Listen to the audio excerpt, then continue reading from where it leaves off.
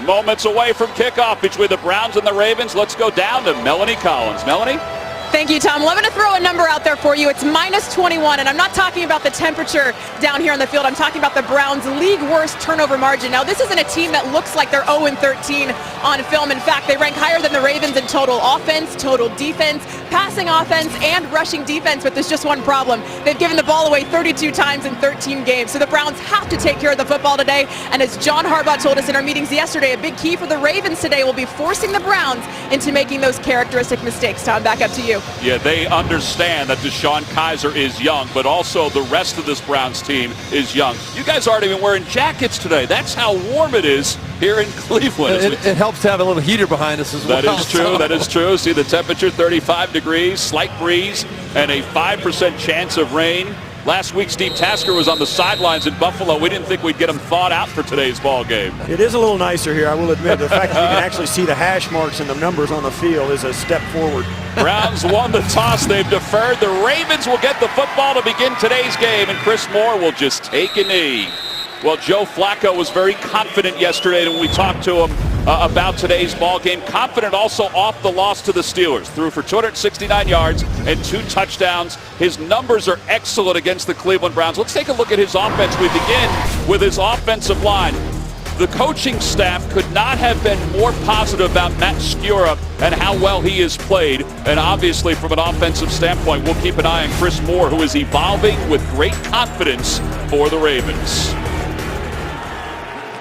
Alex Collins by himself in the backfield. Nick Boyle's in motion, the tight end, and here's Collins with his first carry of the day, and he gets 4 yards. Let's take a look at the defense for the Browns. Carl Nassib made the tackle there. He has Danny Shelton back next to him. That's huge. He missed last week's ball game. Joe Schobert, the middle linebacker, he was number 4 on the depth chart when the season began. Now he's the starting Mike. Meanwhile, in the secondary, Jabril Peppers is back after missing last week. That is a huge boost. There is Peppers, the safety. They hope they can get him some help in the future so he can slide up a little bit more. Collins again on second down, and Collins has a first down. Well, this young man is certainly evolving right before our eyes. Oh, truly has been the difference maker for the Ravens. You look at what they've done. In the last since week 8, they are the second leading scoring team in the NFL behind the Philadelphia Eagles. And a lot of that directly related to them, Marty Morningwig, offensive coordinator, finding a way to implement Alex Collins more and more into this offense. It's made Joe Flacco's job much easier and the whole team's job much easier. We asked him yesterday if he was surprised by his success. He said, nope, this is what I always expected from myself, and he always envisioned it. His first reception, and James Burgess takes him down. It's a gain of 3. Talk about a guy, we asked Joe Flacco what he was about. Could you tell how good he was going to be? Week 2, they pick him up, and he wasn't even active week 1. He was on the active roster, and Joe said as soon as he got on the field, you could see his burst, his change of direction. He sticks his foot in the ground and goes. They knew immediately he was a talent, had some fumbling problems early in his career, and it haunted him last week. But he solved those, and man, oh man, what an asset he is now. First drive of the day, Danny Woodhead is in for the first time. He came in motion. And Flacco from the gun, throws to the seam, and he's got Maclin at the 40-yard line of Cleveland. There is a flag, however, that sits at the 39-yard line of the Ravens. That was a free play for Flacco. He went and tried, took the deep shot, and it completed it. Offside. Defense, number 95, penalties declined. Yardage gained is a first down. Myles Garrett called for the penalty. Cleve Blakeman, the former quarterback from Nebraska. He was the referee in Super Bowl 50. Take a look at Garrett. Yeah, Flacco hitting the seam route. Went for it. Peppers comes over and puts a good hit. And actually sent the receiver off the field limping. Yeah, Jeremy Maclin, he may have injured his back on that. On first down, a handoff is given to Allen, and Allen forward for 3 yards. Christian Kirksey makes the tackle. So we'll look at that catch from Maclin. It looked like he took a shot in the back. Right there, yeah, just that. That's you know, Steve Tasker, you've been up a few seams like that. When you take that low hit right around the hip, the jarring effect it has on you. That's the modern NFL. Peppers did a nice job doing crossbody down on his back, on his hips. In the old days, that's a headshot, and both guys may not get up. Chris Moore in motion on second down. The handoff to Collins. Max Williams leading the block, and Collins gets into the 35. John Harbaugh had a smile on his face from the time he walked into our meeting yesterday. I think it was because he saw you two guys. But he was confident. He said that his team understands what's going on here today. He said he got a text earlier this week that somebody said they know what's at stake, and they spelled it S-T-E-A-K. And he said, yep, we've got a rare opportunity. Yeah, and he knows the Ravens have been under the radar most of the season. And this is a team right now that is peaking. Even though they gave up a lot of points to Pittsburgh last week, they felt they should have won that game. They can play with anybody. Nobody wants to face them down the stretch. Third down and 4. That's his first down pass play. Yeah, you said it, Tom. This is a team, it was interesting. This is a team that really gained a lot of confidence last week in a loss. As you see here at the top of your screen, Wallace is going to come out. That's an easy third down completion, giving him a lot of space out there. McCourty makes the tackle. But to a man, from Harbaugh all the way down, even though they gave up a lot of yards, over 500 yards passing, they had some mistakes defensively, no question about it. This is a Baltimore team that walked out of Pittsburgh knowing they can go back there and feeling confident they can win. Over 400 yards of total offense for the first time in the last 16 games. After a gain of 9, Flacco to throw on first down. Dumps it off on the near side to Nick Boyle, and Boyle sprawls down close to the first down marker. You see the effect of that play action to Alex Collins, how it softens up that Cleveland defense. They've got to respond to it. You're going to see the hard action to the left, and watch how everybody just kind of, they know they've got to get to that hole quick to make the play, and it just creates a nice seam for the tight end, Nick Boyle, to go right down the field. Nice pickup again on first down. That's one of the things the Browns told us on Friday that they were concerned about, because Flacco can use the play action more now because of Alex Collins, as Allen gets a couple of yards before Coley takes him down. As this Ravens team now in their first drive of the game moves methodically down into the red zone. This is the one thing I think where Alex Collins has really helped the Ravens. They've become more efficient in the red zone because he can run it. Marty Morningwig knows that if you can run it in the red zone, it changes everything and it opens things up in the back end so you can throw it. But when you can run in the red zone, as Alex Collins has shown he can do, this is a team that all of a sudden now they're scoring 31 points a game instead of just 18 points a game like they were weeks 1 through 7. A touchdown on 8 straight drives into the red zone. They're in the red zone here. Flacco rolling to the near side. He was looking for Stanley, who was an eligible receiver, and then throws it away. That's right. Ronnie Stanley was an eligible receiver. Yeah, watch Stanley, number 79, right here. He's going to try. He's a big offensive lineman, trying to put the defense to sleep. A nice job by Cleveland, not falling for it. I mean, you don't see a number 79 running down the field for a pass very often. He had the little hesitation move to go deep as well. Very nice by the big fella. You think he had butterflies in his stomach while he was doing that? I think he was excited. Marty Morningwig, right, he called that play. I think he felt that was going to be an easy touchdown for Baltimore. Well, this will be the 11th play of the drive. Woodhead checks in the backfield. He'll take the handoff and is tripped up at the line of scrimmage by James Burgess. Carl Nassib was there to help out as well. Well, this is the one thing that's been very constant about this Cleveland Browns defense. They've been very, very good against the run, giving up just over 3 yards a carry, one of the top in the NFL. And if you can run the football on them like Baltimore has this first drive, this defense becomes very average. Greg Williams, defensive coordinator, he's counting on you having to become a one-dimensional team throwing the football, then he gets after the quarterback. So far right now, the Ravens are dictating. Third down and 9. Out of the gun is Flacco looking at the end zone. It's tipped and it's nearly intercepted. Christian Kirksey tipped it. Yeah, that was great. Flacco's going to try and fit this in. Kirksey drops deep, gets a piece of it, and it almost drops right into the hands of McCourty. It was a late throw by Flacco. The indecision from Flacco was tipped at the end. Right there was tipped on its way there, but that ball should have been thrown to Wallace right out of the break. He was wide open. Joe Flacco's rhythm a little bit off on that play. Well, this will be a 31-yard field goal attempt, a chip shot for Justin Tucker. Sam Cook is his holder. It's a high snap, handled well, and the kick is good. 3-0 Baltimore, a drive that took more than 6 minutes off the clock, and the Ravens have struck first. 6 minutes and 14 seconds off the clock on the opening drive for the Ravens. 13 plays, 62 yards. Tucker's 31-yard field goal has given Baltimore a 3-0 lead. The Browns are happy to have Jabril Peppers back. He was inactive last week and is now back in, not only in the secondary, but also returning kicks. He'll get a chance to return this one if he chooses to, and he chooses to come out. He's got blazing speed, and he bounces up across the 25. He fumbled the ball out of bounds. He has been ruled down. So here is DeShone Kizer. I think we were all impressed with his size when we met with him on Friday. Last week was certainly his best game despite the 2 interceptions. He can run the football, and he can run it behind this offensive line, which is going to be tested today.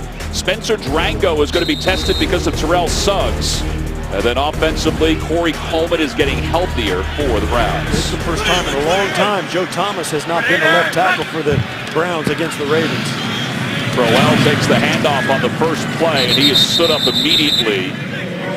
Michael Pierce was in there first. Let's take a look at the Ravens defense. Brandon Williams, his presence has been huge. He's coming back from the toe injury. From a linebacking standpoint, we already know about Suggs, but how about Mosley? 4th in the NFL in tackles with 115. And in the secondary, it's always good to catch up with Eric Weddle because he has this presence about him, this veteran presence about him. Yeah, and Eric Weddle told us when we met with him yesterday, he said, if DeShone Kizer knows what's coming at him today in this ball game, we're not doing our job. They're going to try and confuse this rookie quarterback. Crowell on the second play bounces up forward and moves the pile to the 35. He's a couple of yards shy of the first down. Owasu was there to make the tackle. Yes, as Melanie said just before the half, we talked about it in the open, this is the Browns team when you watch on film, they're more than competitive. There's more than a handful of games that they could have won, should have won, are disappointed that they didn't win. Hugh Jackson, he said he likes his team's mentality, even though they've been shut out this season. They're a very resilient group. They're very young, and I think sometimes when you're young and you're losing games, it's better because you don't know what you don't know. And I think he's had to be resilient too. He's 1-28 as the Browns head coach. He was 8-8 with the Raiders in 2011. On third down, that was Gordon in motion. Kizer looks that way, and Gordon can't hang on. It may have been tipped at the line of scrimmage, and it'll be 4th down. And we'll look at it and see if it was tipped, but that's one of the keys for a young quarterback. That ball was tipped, right, coming out of his hand. That was Mosley that got his left hand on it, coming on the blitz, but the Cleveland Browns on third down under 33%, 31st in the NFL. A young quarterback in third down situations, there's so much going on, and to be confident and make the right throw, put it on the money, that's where the line is drawn between being successful and not in the NFL. Well, on 4th down, Colquitt is on the punt. Campanaro has been excellent, is back deep to receive for the Browns. He calls for a fair catch and grabs it at the 23-yard line. So Baltimore will get its second possession. Joe Flacco was 4 for 4 on the last possession. The NFL on CBS is sponsored by Southwest Airlines. Low fares, no hidden fees. That's transparency. Acura's Season Up Performance Event. And by Macy's.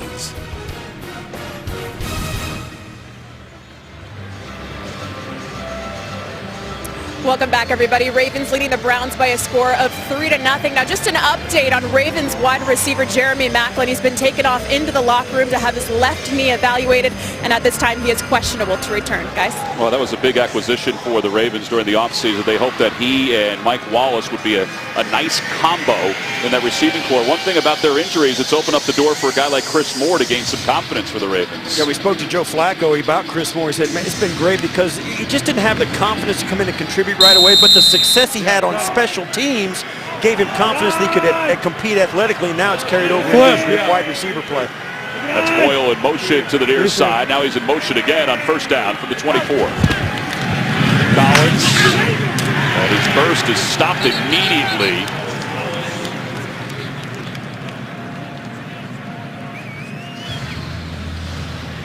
Tis the season to give yourself the gift of comedy with new episodes of Kevin Can Wait, Man with the Plan, Superior Donuts, and 9JKL. Starting tomorrow at 8/7 Central. Only CBS. That was a great job by the Cleveland Browns at the point of attack right there. Just really beating Baltimore to the punch and establishing control of that line of scrimmage. 2nd and 10, that's where they want to see Baltimore all day. Browns showing blitz from the near side. It's Orchard, and the ball is intended for Woodhead and broken up by Schobert. Well, how good has Schobert been recently for the Browns? Yeah, the Browns, Greg Williams, we spoke about him. They're bringing some pressure from the secondary. They're walking them in, and they're forcing Joe Flacco to get rid of it. That allows the secondary and the linebackers to jump those routes quick. And Joe Flacco threw it off his back foot while he was pedaling. And Greg Williams said, we've got to get Joe Flacco to get rid of the football before he wants to. And that play, it worked perfectly. Well, this has been a spot where the Ravens have struggled this year. They're down toward the bottom in 3rd down percentage, facing a 3rd down and 10. Play clock is down to 4. Flacco zips it to Moore, and he can't hang on. James Burgess was in on the coverage along with a couple of other defenders to help out. Well, the play came up exactly as Joe Flacco wanted it. Chris Moore open, finding a hole. The young receiver's got to make that catch. That ball was on time, on the money. I think Moore felt a headache coming, just maybe lost his focus just for a second. He's got to bring that big catch in. Yeah, he didn't get his eyes around just quick enough at just split second to get his eyes around, get a little more look at the football. It might have helped him make that catch. Jabril Peppers back deep to receive. Let's see how Sam Cook, who's kind of a magician with the football when he punts it away, see how he handles Jabril Peppers. Peppers is going to get a chance to return this one with some space. And he's up across the 35. All right, so DeShone Kizer's team's down 3-0 after his defense is able to hold the Ravens. We'll be back right after this. Well, there have been some positives for DeShone Kizer. 2,252 yards passing, one of 5 rookies all-time with 2,000 plus, 300 plus yards rushing, and 5 rushing touchdowns or more. I'll tell you, he was very confident when we met with him on Friday. On 1st down 3-0 to Crowell out of the backfield, and Crowell is stood up by Judon. Well, we watched Kizer come in and give Steve Beuerlein the Notre Dame handshake as they were getting ready to chat. But, you know, he was extremely confident. I was impressed with how confident he was coming in. There's a lot to like about him. He's got a great skill set. He's got a great mentality.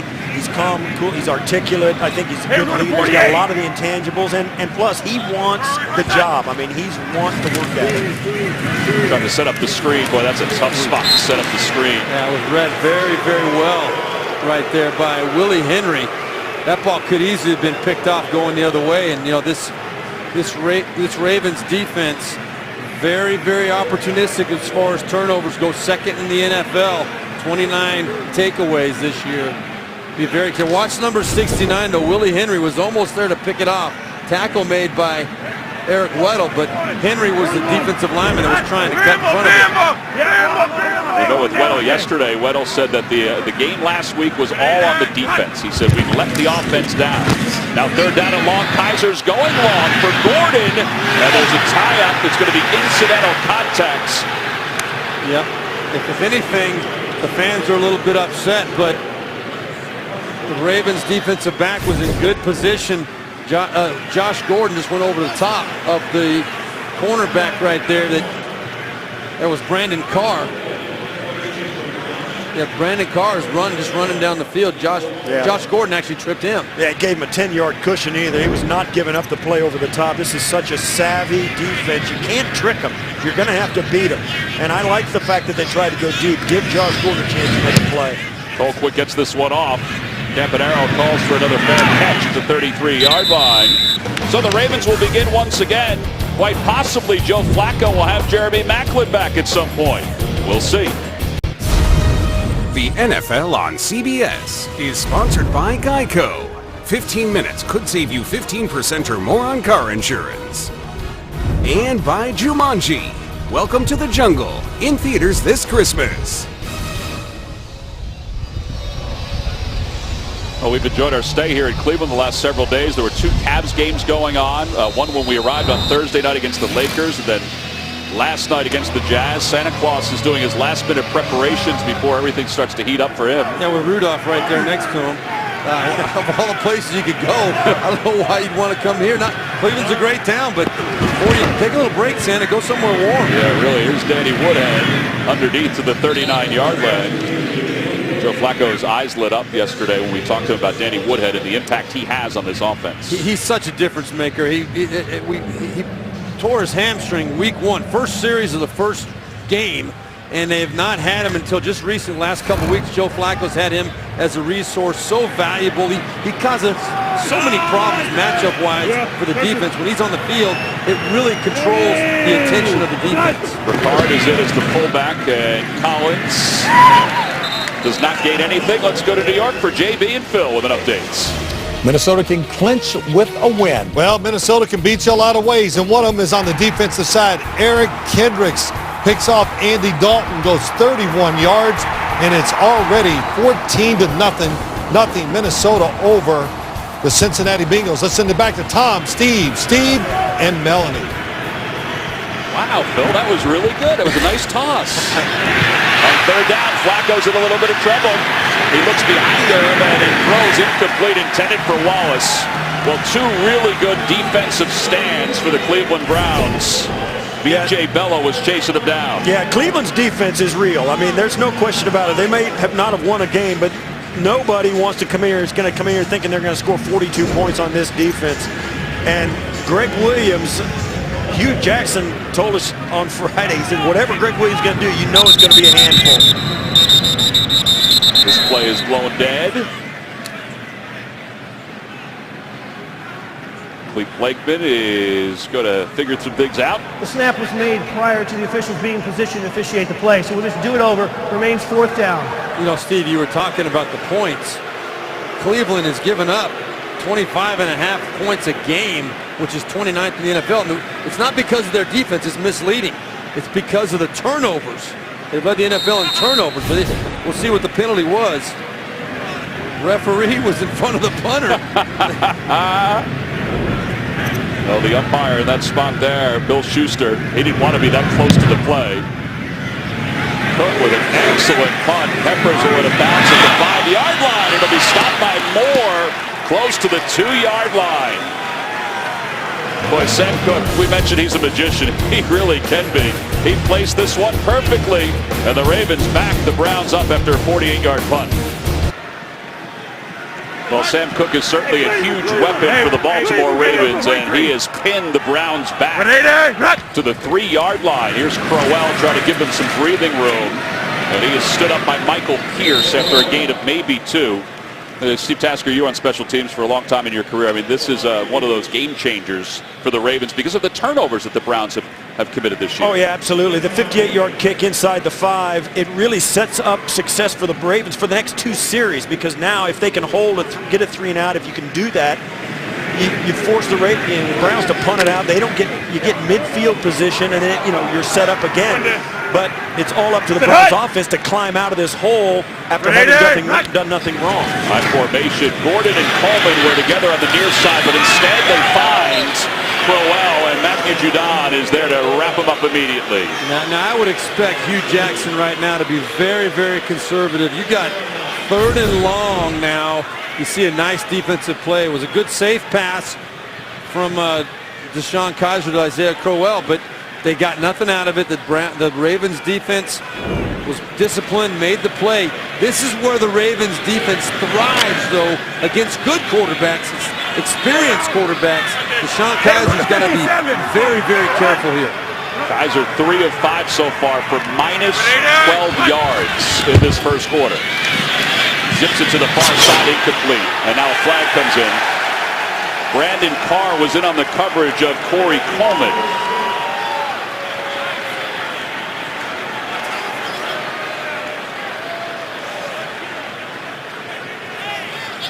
Well, if this goes against the Ravens, and it looks like it is, this is going to be some breathing room for the Browns. Pass interference, defense, number 24. Volley placed at the spot of foul. First down, Cleveland. Well, it's going to be right at the top while the ball's in the air. He grabs him, holds him, and the ball's right there. He's got contact while the ball goes back. I don't know. That's an unfortunate penalty for the Ravens. Yeah, that one, you could call that every play. That one, to me, in that situation, you can't throw that flag. But Duke Johnson, his first touch of the day. Judon tries to push him outside. It does. But he's able to gain a couple of yards. Owasu makes the tackle for the Ravens. So the ball at the 17-yard line of Cleveland. I said it a moment ago. This Raven defense does so many things. What you can't trick them. They've got so much experience. Well, they're a young defense, but they've got Suggs up front, and he mans that. Make sure everybody minds their P's and Q's. They got Weddle in the back end. They just don't get fooled by very much, and they're unbelievably good tacklers. The first guy to the ball always makes the play. That's a good defense. A lot of shifting going on for the Browns. Njoku is up to the near side. The tight ends. Kizer on second down. The ball is tipped and incomplete. Carl Davis, there he is. He's the one who got his hand on it. So there have been a couple of tips already for the Ravens defense. yeah, and that's, again, experience. And you're going to have some tip balls in this league. These defensive players, if they don't feel like they can get to the quarterback, they want to get in the quarterback's vision, put their hands up. But the great quarterbacks, the experienced ones, the Drew Breeses, the Aaron Rodgers, those are guys that will find a lane and find a way to get that ball past those mitts that are big. Those big mitts sticking up in the air. Kizer shifting around. Josh Gordon on third down. We're good. They're down at 8. Pressure's coming from Suggs. Kizer breaks away, and it's intercepted at the 42-yard line. Eric Weddle is still on his feet and inside the 20. And that is the 18th interception this year for Kizer. There is a flag that sits at the 27-yard line. This is going to be a block on the return after the interception. Well, he leaves a block on the back. It's what we talked about with Kizer, though. Third and long, backed up in your own end of the field. You cannot take that kind of a chance. If it's not there, you can't just throw it up for grabs, and he's going to have to learn that lesson. During the return, illegal block in the back against the defensive return team number 57. Penalties 10 yards from the spot of foul. First down, Baltimore. So you're going to see right here, it's just going to be running a post pattern, but you see the safety right over the top right here. Weddle, he's just waiting for that throw, and Kizer had nowhere to put that ball. Josh Gordon was not open. He was locked in. You can see him looking. A little bit of pressure from Suggs. Threw his timing off, no doubt about it. But that ball should not have been thrown, period. That was Coleman he was throwing the football to. Bad decision in that situation. That is the 8th interception by the Ravens in the last 5 games. Benjamin Watson, who didn't have a reception last week against the Steelers, makes his first reception here this afternoon. Yeah, and that's a huge boost off, obviously, for the Ravens. I mean, that offense feels really good. They've had some good field position. They knew they might get it back quick. Now with the interception, awesome field position for the Ravens going in again. 21 interceptions, by the way, for the Ravens this year. That's tops in the National Football League. And an awkward pass to Collins on 2nd and 1. And now 3rd down. And this is why the Cleveland Browns, their scoring average against them is as high as it is, tied for 29th in the NFL. It's not because of their defense. Again, it's because of the short field that they've given the opposing offense so many times due to those turnovers. Ravens are 1 for 4 so far on 3rd downs. They have 3 tight ends. Moore by himself, the handoff to Collins, just trying to get the first down and keeps his feet moving inside the 30-yard line. Mike Jordan makes the tackle for the Browns. Well, John Harbaugh and Marty Morning told us about the development of this offensive line. Alex Collins is getting a lot of attention for how well he's playing, but you start with that right guard you mentioned earlier, Tom, Matt Skura, a guy that was cut early in the season by the Baltimore Ravens and then brought back. He's playing very, very high-level football right now. Well, Baltimore has dominated the time of possession of the first quarter. They lead at 3-0. You're watching the NFL on CBS. There was a big teaching moment just a second ago between Deshaun Kizer and Hugh Jackson, and obviously still talking about the interception, which has enabled the Ravens to have excellent field position. They have 1st and 10 from the 38 as we begin the second quarter here in Cleveland. The Ravens understand that they win out, they're in the postseason. Here's Collins on the screen, and Collins has blockers to get him inside the 15-yard line. You know, Greg Williams told us on Friday, because we see more screen passes than any team in the NFL because we bring so much pressure, and it's one of the ways they combat it. As you see, Joe Flacco drops back. It looks like a Cleveland Brown defensive line meeting in Joe Flacco's lap, and he just dumps the ball off to Collins standing by himself. It's a great way to stem the tide of the pressure, and I think it also tells Greg Williams they're concerned about his pressure as well, so he'll probably dish more of it out. They want him to think twice about bringing all that pressure. Gain of 14. Collins now runs the ball and lowers his shoulder to the 10-yard line. Christian Kirksey, Joe Schobert both in on the tackle. Greg Williams is he's one of the characters in the NFL. He told us, he goes, yeah, they're going to screen pass this, but Hugh Jackson on the other sideline said whatever he's doing, he's not going to stop. So Greg Williams is going to bring pressure no matter how many screen passes you throw against him. It's who he is. He mentioned Buddy Ryan was his mentor, and that's the kind of defense he runs. It's a pressure defense. That's its bread and butter, and they're going to live and die with it. By the way, Mike Jordan is on the outside covering Chris Moore. We've not seen Jamar Taylor much. Nassib may have jumped. Here's Allen, and Allen gets down to the 6-yard line. Myles Garrett makes the tackle. I don't know if Nassib got back. No, he did not. The flag's up. It was Nassib for sure. Nassib's like 9 feet tall. He is huge. And you can't miss him. Offside. Defense, number 94. In the neutral zone at the snap. It's a 5-yard penalty. Replay second down.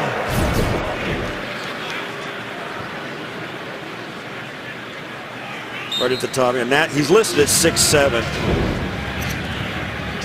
If I was 6'7", I'd still be playing. Where would you be playing? I'd be on the back 9. But you only missed it by a foot. Second down and 1. Here's Allen in for Collins. Myles Garrett takes him down, but he leans close to the first down. Looks like he may have it plus a half yard. And this is one of the things we spoke about earlier. Your ability to run down in the red zone just changes everything for an offense. And we mentioned the Ravens. Since Alex Collins got acclimated, he started playing in week 1. They started practicing. In week 2, he actually got on the field, and now he's acclimated. More and more, they've had that in their repertoire down in the red zone. They've gone from to scoring 2 more touchdowns statistically per game, and that's the reason. Oh, he has 5 touchdowns on the ground. He's in the backfield next to Flacco on 1st and goal. Boyle sets up in the backfield. They give it to Flacco keeps it himself, and Flacco dives toward the goal line, and he's about a half yard shy. I do not like that call at all. Wow. To me, that's insanity. That really is. That was a designed run by Joe. Why would you put your quarterback, this is your Super Bowl winning quarterback who's coming back from a back injury this year. And a concussion.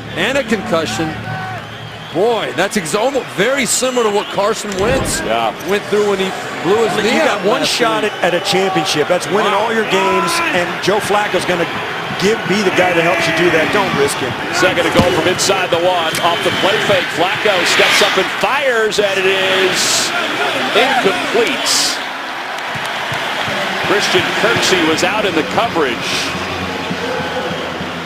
Now let's clarify, too. Yeah, that ball hit the ground. Yeah, but let's clarify. Marty Mornhinweg has done a spectacular job with this offense, getting them to where they are right now. But you don't jeopardize your franchise quarterback in a game that you're in control. You're inside the 5-yard line. You're going to score some points. So now 3rd down and goal with Collins as the deep man. Williams is in motion. And the handoff to Collins. Collins is bounced out. He did not get in. Derek Kennard, Caleb Brantley. They're not sending the kicker out. They're going to go for this on 4th and short to try and get in. Justin Tucker standing on the sideline. That's a full yard. And you know what? Why not? I mean, you're down there. You're inside the 1. I'd say you go for it as well. I question it. Now, you take the points. I think you got a full yard to go against a good, staunch run defense. You need points. You're going against an offense that's struggling, the Cleveland Browns. High formation, Ricard is the fullback. Here comes Collins. Collins is not going to get it.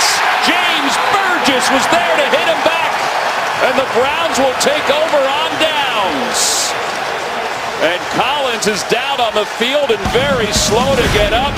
The defensive stand has given the Browns the football. They stop the Ravens on 4 downs. Last 2 possessions for the Browns, they've started on the 3-yard line and the 4-yard line, but they'll take it here after they stop the Ravens on 4th and goal from inside the 1. Crowell on 1st down. Crowell has some daylight, gets away from Weddle. Can he outrun the Ravens defense? He has 3 men chasing him down, and he's taken down by Brandon Carr close to the 35-yard line. And so that's one of the problems I have with the call, Steve Tasker. 4th down call. The 4th down call, yeah, because you say, oh, they're playing against the Cleveland Browns. You got them backed up inside. Well, guess what? One play changes that. Now the Cleveland Browns have all the momentum. Easy to go back in with hindsight, but I think in that situation, the Ravens should have taken the 3, kick it off, and play football. It's a gain of 59, and Crowell again. Well, let's go back to that 4th down play. It was an excellent one-on-one play by the Browns. Well, this is the reason I like it. 1, you go up 10 on the Cleveland Browns. You got to think, well, you know what? The game's over here in the 2nd quarter. They're not coming back from 10 points down. 2, they still got 96 yards to go against a defense they haven't had any success with. Their quarterback's thrown for negative 12 yards at this point. So we're not really risking that much. And then, of course, you give up the big play right on 1st down. Well, and now there's a flag. There's actually several flags on the field after that last play. Well, while the referees are huddled up talking about it, if you're 0-13, I think you go for it on 4th and 1 there. If you're playing for the playoffs, your playoff life, you got a great defense. You take the 3 points, and you move on to the next series. Yeah, and you think it's interesting here. We had another play. When Flacco kept that option route and ran in, you're risking Flacco, and then you go for it on 4th down. I mean, I think there's a couple of plays they rolled the dice. 12 men on defense. It's a 5-yard penalty from the previous spot. Replay 1st down. Yeah, they were trying to get guys off the fields.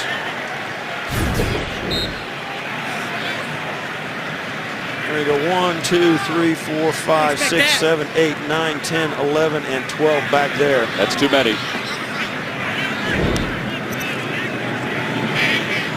Well, Dean Pease, his defense has done its job so far, except for the 59-yard run by Crowell. Duke Johnson is in. He's the deep end of the I formation off the play fake. Kaiser looking to throw. Kaiser under pressure. Kaiser can run, and he does run, and gets out of bounds inside the 25. Let's go down to Melanie Collins. Mel? Well, guys, this Browns defense is fired up. After that huge goal line stand, Christian Kirksey came down and said, hey, that's how it's done, guys. Let's get it going. Defensive coordinator Greg Williams is pumping up the guys on the sideline, and this defense just gave the Browns a much-needed boost. Yeah, Melanie, you're right. It's all about mojo and having that motivation, the confidence. A play like that at a home field, it just kind of energizes the whole place. 57. A gain of 8 yards to the 24. On 1st down, here's Duke Johnson. Johnson to the 20-yard line. You know, we've been talking about this game and about that 4th down series down there where Baltimore tried to get it in. And, you know, it's almost like Baltimore Ravens are playing like the 0-13 team. They're risking their quarterback. They're going for it on 4th down. You know, it's really kind of, they know this is a must-win for them. They're trying to hang in there in the playoff race. They have been playing well enough to do it, and there's no reason that John Harbaugh couldn't think, you know what, we should get this. We're a good red zone team. I agree with we that. scored 8 straight touchdowns, but it just didn't work out. You got to 48. Kaiser pointing out the Mike linebacker. Johnson stays into the backfield. This is going to be a design run by Kaiser. And Kaiser's inside the 15, down to the 12-yard line. The design quarterback draw came up exactly the way they wanted. We got a nice lead blocker there in the center. J.C. Treader. We have a man down on the field. Yeah, there's an injured Ravens player down on the field after a 9-yard gain. It'll be a 1st down for Cleveland.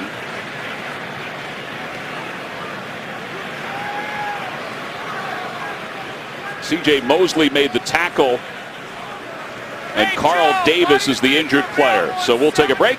We'll be back right after this. The NFL on CBS is sponsored by Courtyard, Fairfield, 4 Points, and Spring Hill Suites. Straight Talk Wireless, best phones, best networks, no contracts. And by FedEx. Sign up for FedEx Delivery Manager. Off the lake, there's downtown Cleveland. We are settled somewhere there. There's Carl Davis. He's walking off the field, and we'll try to get you an update. He got up pretty quickly after we went into break. Here's Duke Johnson, who bounces to the outside, and he's got a free run into the end zone. Touchdown, Cleveland.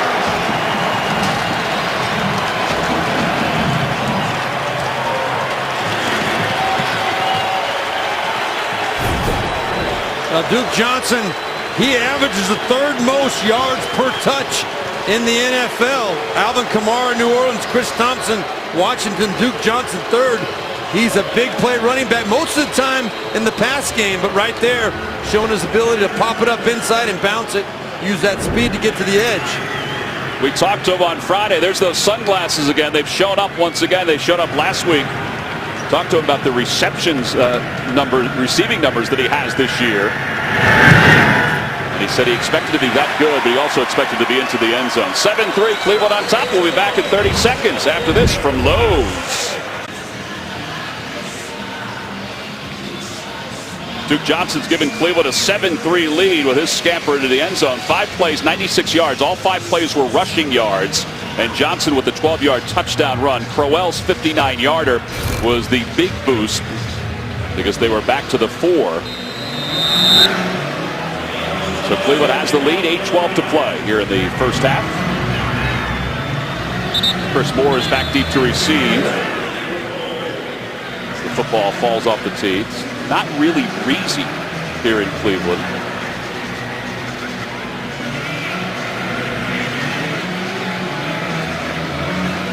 Yep, flags aren't even moving.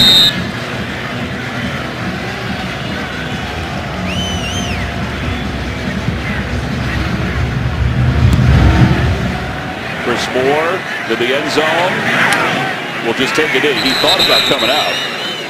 Well, big game coming up next here on CBS. Most of you will see a huge AFC battle with major playoff implications with Gronk's return. Brady and the Patriots looks to bounce back when they take on Antonio Brown and the Steelers. That's just a couple hours away from here in the AFC playoff picture. I mean, this is a huge game for home field advantage between the Steelers and the Patriots. Yeah, that is the game of the season so far in the AFC. Those two teams have really separated themselves from everybody. And a lot of people predicting it's a preview of the AFC Championship. Flacco to the near side for Wallace, and Wallace is able to hang on the sidelines. It is a good catch to the 45-yard line. Jason McCourty was in on the coverage. It's a gain of 30 yards, and we'll make sure that he has it. It was a double move. He faked the slant, and as he came over the top, he was hit by the defensive back, by Jason McCourty on that play. I was surprised the flag didn't come out, but Wallace did a great job making the play, finishing it for the Baltimore Ravens. Hugh Jackson is not going to challenge, at least not at this moment, and he decides to keep the challenge flag in his hands. He was bobbling it. Rondo tries to dump it off to Collins. Nothing there. Well, the Browns have the lead, and it all began because of their defensive stop on 4th down of the yards. Yeah, we've been debating the wisdom of that call, and they got the momentum going when they made the stop, and then the big run by Crowell, 50-plus yards, finished off by the nice run by Duke Johnson. Five plays, all running plays, as you said, Tom, 96 yards. Big drive for the Browns. Flacco to throw on 2nd down. Wallace underneath. And Wallace is just shy of the 1st down marker. Ogunjobi makes the tackle for the Browns. Yeah, Ogunjobi back down the field. It's one of the things where you see this big defensive tackle back there. That's Greg Williams trying to scheme his way into some pressure, dropping the big heavy guy out into coverage and trying to fool the offensive line into letting there be a free rusher on Joe Flacco. Offensive line of Baltimore doing a great job sorting through that. Flacco finding the open guy. 3rd down, less than a yard. Williams in motion. He'll take the handoff and barrel his way for a 1st down. Wow. Let's go to New York. JB with an update on Buffalo and Miami. Buffalo trying to solidify things. Yep, it's either by land or by air. LaShawn McCoy is the man who gets it done. 16-yard touchdown catch from Tyrod Taylor. Buffalo 14, Miami 6. Tom McCarthy, get that group together and keep them together, man. All right, Phil, thank you. We appreciate that. Baltimore is obviously keeping an eye on that Buffalo game as Watson makes the tumbling reception inside the 20. Yeah, this was blown right from the line of scrimmage. Joe Flacco backed out. Watson was left uncovered for the first 10 yards. Flacco just threw it right at his back hip. This was almost right here. They just forget about it. Kirksey gets, his attention goes into the backfield for the run game and just can't get out there quick enough. Flacco just a quick easy pass, a little pop pass for a quick 12-yard gain. Flacco 7 of 14, 72 yards so far. On first down from the 18. Danny Woodhead. And Woodhead is met as soon as he catches the football by Jason McCourty. It's a short gain. Joe Flacco said the same thing that Philip Rivers used to say about Danny Woodhead.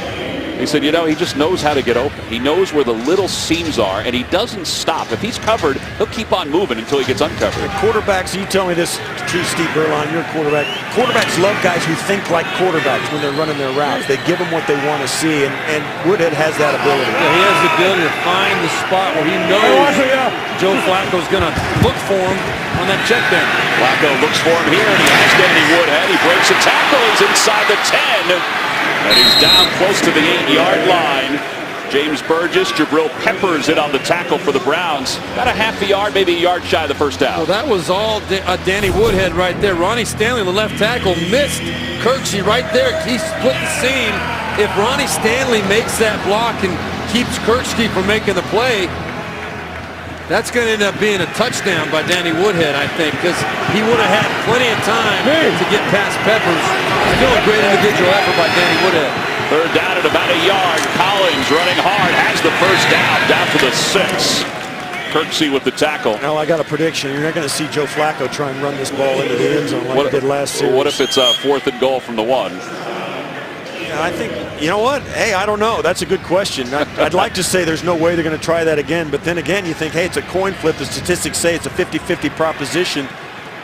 Might even enhance their opportunity to go for it on 4th down. Alex Collins stretched out into the slot on the near side. And now he's in motion on 1st and goal from the 6. Flacco to the back of the end zone. Incomplete, intended for Chris Moore. Jabril Peppers was in on the coverage. I'm just surprised a little bit again by that call. First down, you line up with Alex Collins in the slot, right? And he's going in motion way up at the top here now. You don't have any run threat, and Cleveland knows we're just going to play soft and play pass. You know, if you're down in the final minute of the first half, I can see that when you want to have time as an issue. But I think you line up and use your best threat. Alex Collins in the backfield. 2 tight ends on the right side. That's where Collins bounces. And Collins down to the 2. Now I think now if you're John Harbaugh, you have to get on the headset and say, okay, guys, this is 4-down territory or this is not 4-down territory. You tell Marty Morningwig that right now. We're talking about because they already gone for it on 4th down once. But I think now you got to give Morningwig a chance. If he's got 2 plays, tell him now. If not, turn him loose and let him throw it or pass it, whatever he wants to do. All right, so he's going to start with an empty backfield here because Collins is out. Woodhead is in for him. He's in the slots.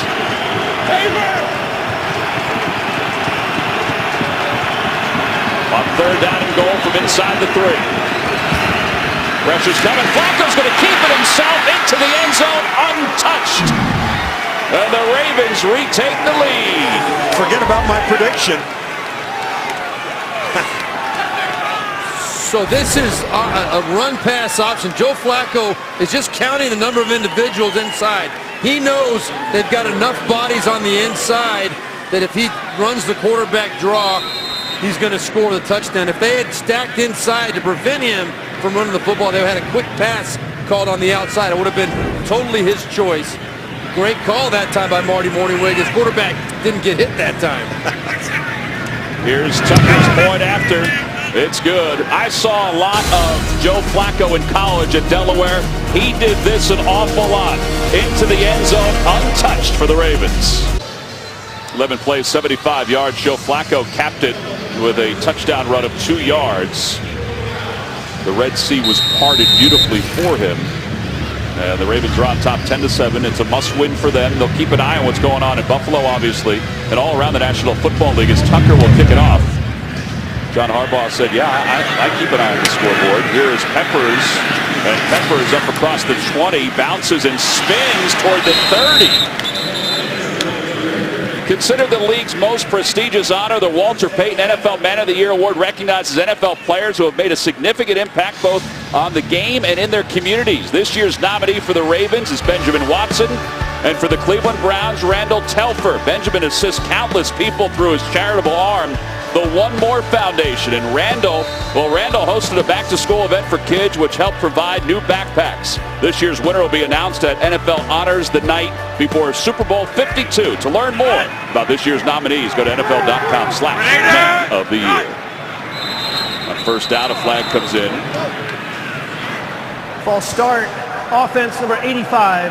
5-yard penalty. Replay first down. Njoku hasn't really been involved in the offense. He was involved last week against the Packers, but he's called for the penalty. See the total yards. 174 total for Baltimore. Cleveland's 91 yards have all come in this second quarter. Yeah, DeShone Kizer's 3 of 7 for minus 12 yards because of all the short passes and the great tackling by Baltimore. His 3 completions have been to the running backs. He hasn't completed a pass to a wide receiver yet. And he zips this one, and there's Gordon, his first catch of the afternoon. It's a gain of about 8 yards. Kennedy in on the tackle for the Ravens. Well, and this is a good job by DeShone Kizer. Nice safe throw, nice lane. Josh Gordon has got to get at least 8 to 10 targets every single game in the right situations, though. Second down and 1. Duke Johnson out of the backfield has the first down, and he's out of bounds at the 44. Coming up on the Verizon Halftime Report, join JB, Phil, Nate, Boomer, and Coach Cower for all the latest NFL scores and highlights. That's all coming up on the Verizon Halftime Report.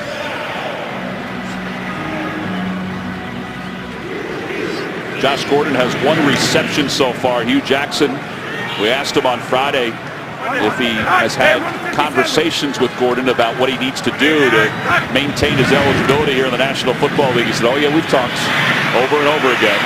Kizer trying to run on first down and gets out of bounds close to midfield. Guy's got some wheels for as big as he is. We have reached the 2-minute warning with the Ravens on top 10-7. We'll be back right after this. This is the 2-minute warning.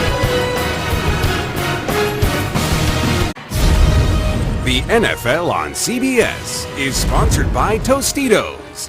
Tostitos gives back to Salvation Army. And by Forevermark. Discover the Forevermark Tribute Collection at forevermark.com. Well, the Cleveland fans, all they want for Christmas is a Cleveland victory. Kizer, 7 passing yards, 22 rushing yards, a total of 29. He has 337 rushing yards this year. It's the most since 1973 for a Browns quarterback. Facing a second down, looking to throw. Throws high, incomplete, flag is in. Pass was intended for Coleman, and it was just a little too high for him. Yes, coming back, there's a hold on the offensive line. Holding. Offense, number 72. 10-yard penalty, replay, second down. Sean Coleman called for the penalty. There are some positives in that play, though. Baltimore Ravens, very difficult to figure out where they're coming from. DeShone Kizer, you saw him up there orchestrating the protection. He did a great job. They picked it up perfectly. He had an open receiver, and he's only completed 54% of his passes this year. The accuracy is the next step. He's identified things. He's got the right play called. He's going to the right guy. He's got to make that throw. Yeah, would have been for naught anyway with the holding, but you want to see him complete those passes. Yeah, he sorted through that front really well and got the protection perfect. That's hard to do. 2 receivers off to the far side. Duke Johnson in the backfield. Kizer's being chased down by Suggs, and Suggs is able to slow him down for Judon, who picks up his 7th sack of the year. Yeah, that's a lesson for Kizer. We'll be back after this from FedEx. 30 seconds, 146 game clock. 10-7, Baltimore is on top of Cleveland. First sack of the afternoon for the Baltimore Ravens. It's a good lesson for Kaiser. Take that sack and do not try and make something out of nothing and turn the football over. They got you. Suggs gets off the edge. He steps up into the pocket and it collapses on him just in that play with the football. And not all is lost. You still come back. It's a 3rd and long. You can get some of it back. You don't have to think like you're going to pick up a 3rd and 21. That's the key. That's right. The quarterback has to make sure he understands the situation. You cannot force the football here, take a chance, give the Ravens a short field just before the half. Carr is lined up against Gordon on the near side. Cleveland has not converted to 3rd down yet. Kaiser steps up to the pocket. Kaiser's hit by Suggs, dumps it off to Johnson. And Johnson trying to move his way, fumbles the ball! And it's picked up by Anthony Levine of the Baltimore Ravens. I think it was C.J. Mosley that jarred that ball loose, and Levine was able to recover it. Yeah, C.J. Mosley, Tony Jefferson, I think, was holding up the running back, and then Mosley came in and cleaned him up right there. Yeah, man. wow. Well, this is a huge play. Boom. It's a clean It's a hit, good clean hit too. Definitely was. Yeah, and that's the kind of thing that has contributed to the problems Browns have had all season. We keep going back to it time and time again, and once again, he's got the ball tucked in, 2 arms on it, and Mosley just... Oh, it was actually stripped there by Jefferson. And it gets stripped by Jefferson. They're all thinking about it. It's a good defensive play. Well, that's why they are second in the NFL as far as creating turnovers. The Ravens always trying to pop that ball out. All right, the Ravens have 2 timeouts left on 1st down for the 45. A high throw to Wallace.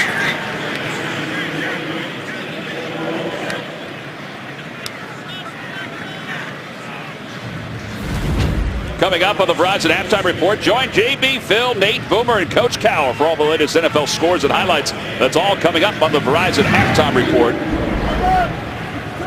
Well, there you go, 104 takeaway points so far, 2nd in the National Football League. Trying to get some more here going into halftime. Browns show blitz up the middle, and Flacco to the near sideline has Wallace. And Wallace down to the 33. C.J. Smith in on the coverage, but it's a 1st down. A gain of 12. C.J. Smith just activated today before the game. Joe Flacco's going to try and exploit that matchup, especially with C.J. right here that far off the ball on Mike Wallace, his #1 receiver. Still plenty of time for the Ravens. Flacco wants it to Watson, who's wide open. And into the end zone. Touchdown, Baltimore. Benjamin Watson held in check last week against the Steelers. It is the 10th touchdown to a tight end for the Ravens this season. Here's Watson right here. He's just going to come across the field. Look at the patience and the time Joe Flacco had on that ball. Just delivers it right, throws Ben Watson open outside and over the top of the defender. That was Kirksey trying to defend Watson from underneath. Brilliant throw by Joe Flacco. Great route by Benjamin Watson. 7 points, just the way he draw it up. Here's Tucker on for the point after.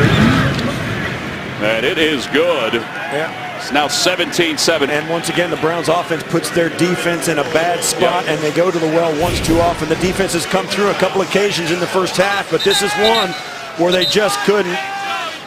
Flacco does a nice job backpedaling, takes the hit, and just lofts this ball out there. You said it is. It's a great throw under pressure just to touch that ball out there in front of Watson. Is there anything to the fact that it's the 10th touchdown allowed by the Browns to a tight end this year? I mean, is that a big factor? Well, that's a lot. That's probably near the top of the league as far as the number of tight end touchdowns. That's something that I'm sure Marty Morningwig and his offensive staff decided they wanted to exploit. All I want for Christmas is a Ravens game ball, so his list is complete. That's it. Something tells me he's going to have something else. He might have something else, yeah. 3 plays, 45 yards, 33-yard touchdown pass to Watson. And now with less than a minute to play, the Ravens will go back on defense, as they have scored 14 unanswered points. Jabril Peppers right at the goal line will begin for the near side. And Peppers bangs his way up to the 26-yard line. Steven Johnson makes the tackle. All right, Kaiser told us all he wants to do is just get better with each passing week. Now he's got to get better here. Well, Hugh Jackson's going to give him a chance here. They're not going to play it safe and go in with a 10-point deficit. They've got decent field position to start this drive. 3 timeouts left. They're going to be aggressive and try to make something happen. Kaiser's got to develop though and show that he knows how to handle these situations. Hey, 4 down. Hey, 5-7. Monday. On first down for the 26, Johnson remains in the backfield for Crowell. As Kaiser sets up last time, Gordon underneath, and Gordon is upended by Kennedy. And Judon is slow to get up on the sidelines for the Ravens. Like he was grabbing his hip. Yeah, Judon went over the top of Gordon after he was down and came down. Baltimore, number 99, was injured in the play. In this situation, Baltimore is charged with their second team timeout. So the Ravens are down to 1 timeout. Well, Josh Gordon, we said he has to be targeted today for the Browns to be effective. He's been targeted, but he hasn't made many receptions. Right, and you got to target him in the right situations, the right conditions. There's been a couple of tip balls. And you got to get the right matchups and everything else. And that, Hugh Jackson said we can't just line up and throw it to him every time. We've got to get the right down and distance, the right play call to give him the opportunities he needs to make plays. Second down and 6. Kaiser slings it near side. Passes completes to DeValve. Let's check in with Melanie Collins. Mel? Guys, Deshaun Kaiser told us the day Josh Gordon walked in, he said, I'd never seen anyone like him. He's so elite, and he's given this team a major boost in the locker room, especially amongst the receivers who are a very young group, and he's brought that veteran presence. He shows the guys how they're going to do things by example, and Kaiser told us, we're doing walkthroughs, and he's running full speed, pushing the young receivers. He's always going 100% and makes everything look easy. Yeah, Josh Gordon's got a lot to prove. And he's playing and acting like it on and off the field right now. So it'll be interesting to see if he can continue that and how his career tracks from this point. Ravens showing blitz on first down. Kaiser 4 for his last 4. Pumps and throws as he's being taken down. It's complete to DeValve. And he's inside the 40-yard line. That's a huge completion. Well, that showed, as Cleveland takes a timeout, that showed his physical ability. He should have gotten DeValve much sooner on this place. DeValve was uncovered, but look at his ability. He's got people hanging on him, and he just flicks it out there on a line. That ball was zipped. That's why you get drafted right there. That's right there. Not a lot of guys can do that.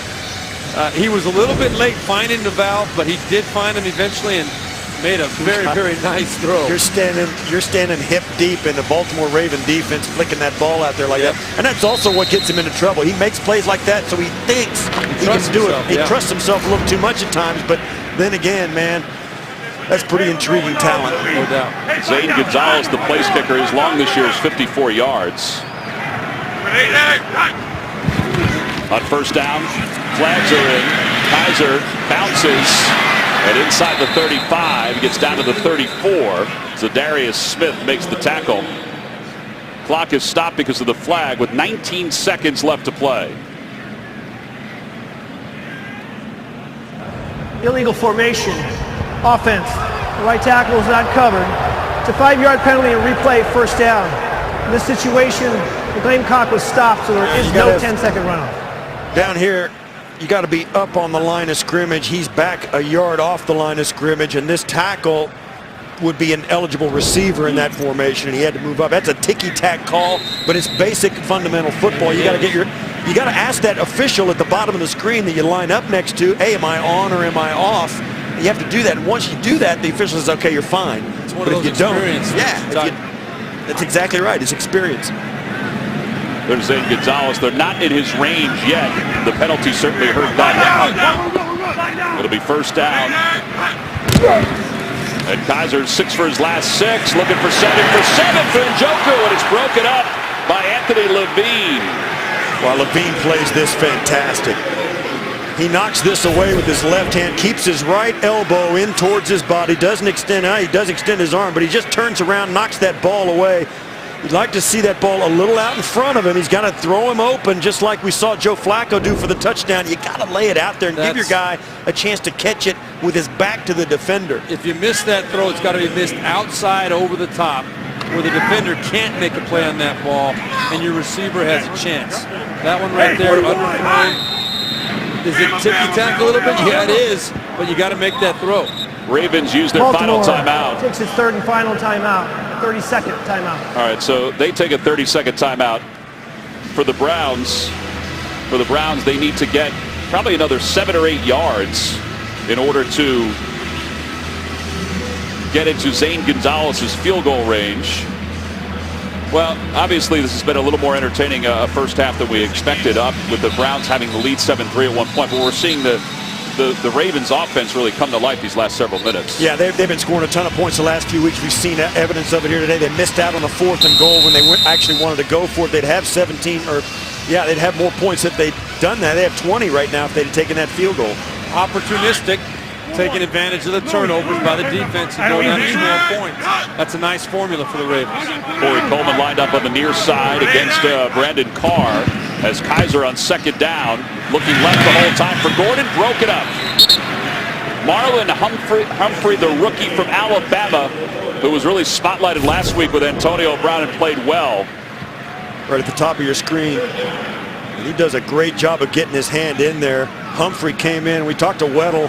Weddle's one of the guys. Humphrey was a guy who thought, well, he'd be mentored. He'd come along slow. They'd work him in at nickel, give him some, and all of a sudden he's starting and he's playing extremely well. And the injury to Jimmy Smith, the Achilles injury, certainly has sped up his maturation process. Well, he's been up to the task. Yes, he has. Weddle was really impressed. He gushed about this guy and how far he's come. Now, no question, he's got some things to learn, but the ability is there. That's him at the bottom. On third down. They throw to that side, and the pass is complete to that side. Corey Coleman. Yeah, quick timeout by Cleveland here. That's a first down. 2 seconds left. They'll get a field goal opportunity. And that's a great job, not only by Deshaun Kaiser and Coleman getting the first. Second timeout of half, the 30-second This is too deep man-to-man underneath coverage. They should not be able to get that route, but a nice job by Coleman. And then Kaiser, knowing that was his best opportunity, out by the side, knowing he had a timeout left, made a nice throw. And it looked like Coleman did hang on to that football as he went to the ground. It started coming down a little bit, but he did hang on as he went toward the ground. Yeah, this game comes down to exactly what we talked about in the open. Cleveland's turned it over too much. Otherwise, they're a pretty good football team. They're in this neck deep and really competitive. Baltimore's got all they can handle. Well, this will be a 45-yard field goal attempt for Gonzalez, the rookie out of Arizona State. 12 of 17 this year. This is the tougher end of the stadium to kick. Good snap, a good hold, kick is on its way, and it is good. As time expires, the Browns, who will get the football to begin the second half, have pulled to within 7. Well, for Deshaun Kaiser, this was a nice drive to finish up the first half. He's down by 7. Halftime is next after these first half highlights from Verizon. The Cleveland Browns trail the Ravens 17-10. A word from Verizon and a word from your local station. Want to stay up to date? Hey Siri, show me football scores. Well, our score here today after the first half, it's the Ravens 17 and the Browns 10. Along with Steve Berline and Steve Tasker, I'm Tom McCarthy. It was a rather entertaining first half for everything that happened. For the Browns, let's begin with them because they ended the first half well. Deshaun Kaiser looked composed at some times. I think that does a lot for your confidence. You got, not only do you have to go against a really good NFL defense, you got a deadline with the clock. They did a nice job going down and squeezing out a field goal at the end of the half. Got to give him a little confidence getting the ball coming out of the halftime. Meanwhile, Joe Flacco looked good in this first half. Yeah, they started out quick with a nice drive that went down and ended up with a field goal. But then things kind of slowed down a little bit for him, but then Joe Flacco and the offense got it going. Again, a nice throw to Mike Wallace there down the left side, and he kept it on the quarterback draw for a touchdown, the first touchdown, and then right there, the nice throw under pressure, buying time, finding Benjamin Watson for the touchdown. Good solid half for Joe Flacco. All right, so the statistics from the first half, you see the 219 total yards for the Ravens to 169 for the Browns. That all came basically in the second quarter. But the two takeaways have been huge. The fact that the Ravens only have 7 points, the Browns are fortunate off those takeaways. That's the difference in the ball game is the two takeaways. Anytime you go -2, I think you win about 10% of your football games, and that's where the Browns have been all season. And that's gotta, you gotta think sooner or later that's going to turn for them, and when it does, they're going to get better really quick. All right, the Browns will get the football to begin the second half. Let's check in with Melanie Collins. Mel? Thank you, guys. Well, Hugh Jackson told me, hey, we just can't turn the ball over. Obviously, defensively, that goal line stand was huge for them. But he said when you give the ball away on the next drive, it totally negates that. Now, John Harbaugh said he's pleased with the way his Ravens responded after the Browns held them up on the goal line. But he said we have to continue to treat DeShone Kizer like he's a running back and keep him in front of us, and we'll be in good shape. Now, Macklin's status is still unclear, guys. His return as of now is doubtful. Yeah, we saw him on the sidelines. Thank you, Melanie. We saw him on the sidelines moments after he came back from the locker room, but have not seen him back in the ball game just yet for the Ravens. Hey, 4 down. Kizer 10 of 16 for 68 yards. Don't forget he spent most of the first half at minus 12 passing and only 3 completions. So on first down from the 25, he'll keep it himself.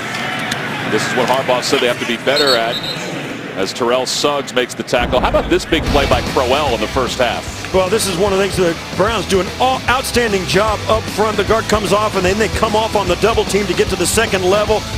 Both guards in the center, J.C. Treader, are doing an outstanding job up front. And then, of course, you break it loose down the sideline. This is the play that really got the Browns out of the hole and turned this whole momentum thing around. You were talking about mojo. That was it. It was a game changer because they had just stopped the Ravens on 4th and goal from the 1. Come back first play with that big run by Crowell. And then the Browns went in and finished it off with a touchdown. Well, Duke Johnson is stopped behind the line of scrimmage. Kawasu makes the tackle. Trying to get something going with a power run game, pulling those guard, the offside offensive line around the corner, just couldn't get it moved down. The Ravens do an outstanding job up front. They just don't do anything out of character. They got caught last week doing a few fundamental things wrong, gave up 545 yards of offense to the Steelers. You know they were really practicing hard this week, and they got it buttoned up. Ravens showing blitz up the middle as Kizer points out the Mike linebacker. He drops back to pass. Here comes Suggs trying to chase him down from behind. He can't get him, and Kizer trying to walk the tightrope on the sidelines is shoved hard out of bounds. Judon is able to make the tackle, and Kizer shy of the first down. That was a good play by Judon, kind of hung in there, but watch how Kizer just accelerates away from Suggs and then gets to the corner. He's going to get this if Judon doesn't get to the sideline. Well, it looked like Chuck Clark was sitting there waiting also inside the first down marker, but I'm sure Kizer would have much rather taken on a small defensive back as opposed to what he ended up dealing with. Whoa. Look at that. Colquitt's punt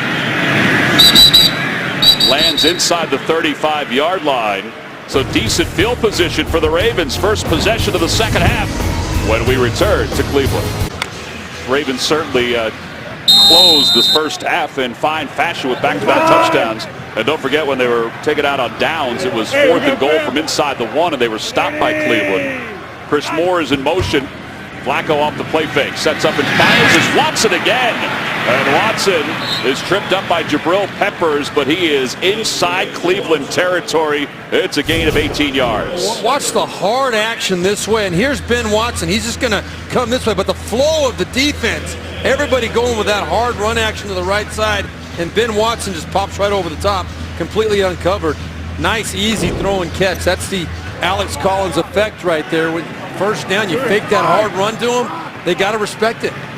Watson now 4 catches for 74 yards, and Flacco nearing 200 yards. He hands the ball off to Collins, not much there, and Collins taken down behind the line of scrimmage. Excellent pursuit by the Browns. Nassib and Burgess were both there. Yeah, Nassib makes this play. He may not get credit for the tackle, but when this play comes toward them, watch how he shuts this off at the point of attack. Nassib's going to come right up and nothing there. You just can't get outside that when he gets that kind of penetration. And of course the defense, the rest of the defensive front rallies to make the tackle. Nassib set the edge of that defense really before the handoff was even made. Well, they've done a nice job against Collins today. 12 carries, 19 yards so far. That ball is swatted by Myles Garrett. High in the air, was intended for Wallace. And this is that Browns defense. They're not going anywhere. I mean, they're great job by Garrett. He knows right away when he reads Flacco's body language, he's not going to get there, so he pulls up, he stands up, and then tries to really actually time it and watches Flacco throw it so we can swat it down. I talked to him on Friday. He walked in the room. I was like, well, I don't know what else that guy could do except be a pro football player. You see him up close and personal. It is impressive. He's the dude, man. Third down and 15. We'll keep an eye on Watson, who's on the near side. Flacco throws underneath to Collins, and Collins breaks outside. And Collins is out of bounds at the 43-yard line. He may have injured his ankle as he was going toward the out-of-bound marker. Derek Kindred makes the tackle. It'll be fourth down, and the Ravens will punt. He got up very gingerly on the sidelines, not limping, but you know something happened right here at the end. You see right here, he's kind of like, kind of gives up on it right there and slides in. Something happened there when he planted his foot or put it on the ground. Sam Cook to punt. Peppers will let it go over his head, and for the second time today, the Ravens on a Sam Cook punt will push the Browns inside the 5-yard line. 39-yard punt. They'll mark him at the 4. Another tough spot for the Browns when we come back. The NFL on CBS is sponsored by Southwest Airlines. Low fares, no hidden fees. That's transparency. The Home Depot. More saving, more doing. And by Father Figures. In theaters December 22nd. Rock and Roll Hall of Fame is about a block and a half from the stadium. Monday, the Rock and Roll Hall of Fame announced the 2018 inductees, including Bon Jovi, the Cars, Dire Straits, the Moody Blues, and Nina Simone. And for the third time today, the Browns will begin inside the 5-yard line. Kaiser pumps once, looks for Gordon, and Gordon was continuing, and the pass was behind him. Marlon Humphrey was in on the coverage. So talk about the field position. Their average drive starts have been horrible. It's their own 19 inside their 20-yard line. It's the third time inside their 5. I mean, that's hard to overcome. It. You got to tip your hat to the special teams of the Ravens for punting them down inside there. Well, John Harbaugh, former special teams coach, you know he's always going to be sounding that phase. Here's Duke Johnson again. He's gotten most of the carries since that long run by Crowell. Owasu makes the tackle. Well, Baltimore's defense really coming to play here this afternoon. Yeah, they have with this, aside from the one long run by Isaiah Crowell, the defense has played very solid. They've kept Cleveland in third and long situations like they are right now, backed up in their own end of the field. This is when the Baltimore defense is most dangerous in these situations coming up right now. Deshaun Kaiser's got to be careful again. 31 takeaways, including 2 today. They have 21 interceptions, which is tops in the National Football League. Bunch formation to the near side. Kaiser from his end zone. Time is winding down. He'll throw, and this is part of what he talked about the other day, realizing that he can give it back to his defense and not make a poor decision. Yeah, I don't know what he did the right thing, no question. You look at these guys as this play develops. I don't know where the Cleveland fans think he's going to throw it, and he throws it over this one. This is covered, that's covered up there, and all these guys are covered up down here. And he did the right thing. Sometimes the best throw is a throw away, and that was a great case of it right there. Campanaro stands at midfield. Colquitt, who did not have a very good punt his last time, is about a yard up for the back of the end zone. He gets this one off. It's a little better, but Campanaro still going to have excellent field position. He lets it bounce past him, and it'll roll toward the 48-yard line of Baltimore. 47-yard punt. Ravens lead it by 7 with the football when we come back to Cleveland. Well, the importance of this ball game is evident. Baltimore 7-6. Buffalo is 7-6. Buffalo about 2 hours away in Buffalo, leading the Dolphins as we speak. But Baltimore has the tiebreaker over the Dolphins if they can win out, if both teams win out for the rest of the year. Here is Woodhead. James Burgess in on the coverage. Buffalo on top 21-6. They have the Dolphins twice, including today. They have the Patriots next week. They have more of a daunting schedule than the Ravens. They do. They're going to New England next week in a game that's going to matter for the Patriots, no doubt about it. And then you look at what Baltimore's got. They're at home the next 2 weeks against Indianapolis and Cincinnati. So the ball is in the Ravens' court, no doubt, even if Buffalo wins today. Second down, Flacco to throw again. Pass is complete to Wallace. Wallace trying to get some extra yards. Yeah, there's Baltimore their remaining schedule at home against Indianapolis and Cincinnati. And right now, here's the thing too. Yeah, go ahead. I was going to say, right now, if Baltimore and Buffalo are tied at the end of the year, Baltimore wins it. Baltimore wins it because of the 5th tiebreaker. The reason they have Buffalo listed as the number 6 is because when the one doesn't account, their common opponents don't line up, they skip it in the computer simulation. But Baltimore would win if those two teams are tied. On first down, Cleveland showing blitz. Flacco to throw. Flacco near side. Passes complete near side. Rashad Perryman, boy, they're really trying to get him unleashed and gain his confidence to the 28 in front of Mike Jordan. Yeah, John Harbaugh told us, just trying to get him to believe in himself. He's got all the tools to be a top-notch player in this league, but until you believe it, much like Chris Moore, like you mentioned earlier, Chris Moore has gained a lot of self-confidence in how he's playing by making plays, and Rashad Perriman, he's got to get that confidence level up as well. Allen with the football, but there was movement from the left guard. Looked like James Hurst may have moved. False start. Offense, number 74, 5-yard penalty. Still second down. Hey, you talk about this receiving core, Jeremy Maclin not coming back in the game today. It's all hands on deck. I mean, you can say what you want about how easy their schedule is. They've got not only got to win out, they got to play. The playoffs is their goal. It's not just to get in. I mean, this is a team that wants to go deep, and they feel they can, particularly if they get a chance to go back to Pittsburgh. That's a team they want another piece of. On second down, after the penalty, ball is deflected by Nassib. It was intended for Allen. Yeah, it's another one of those screen passes we spoke about in the first half.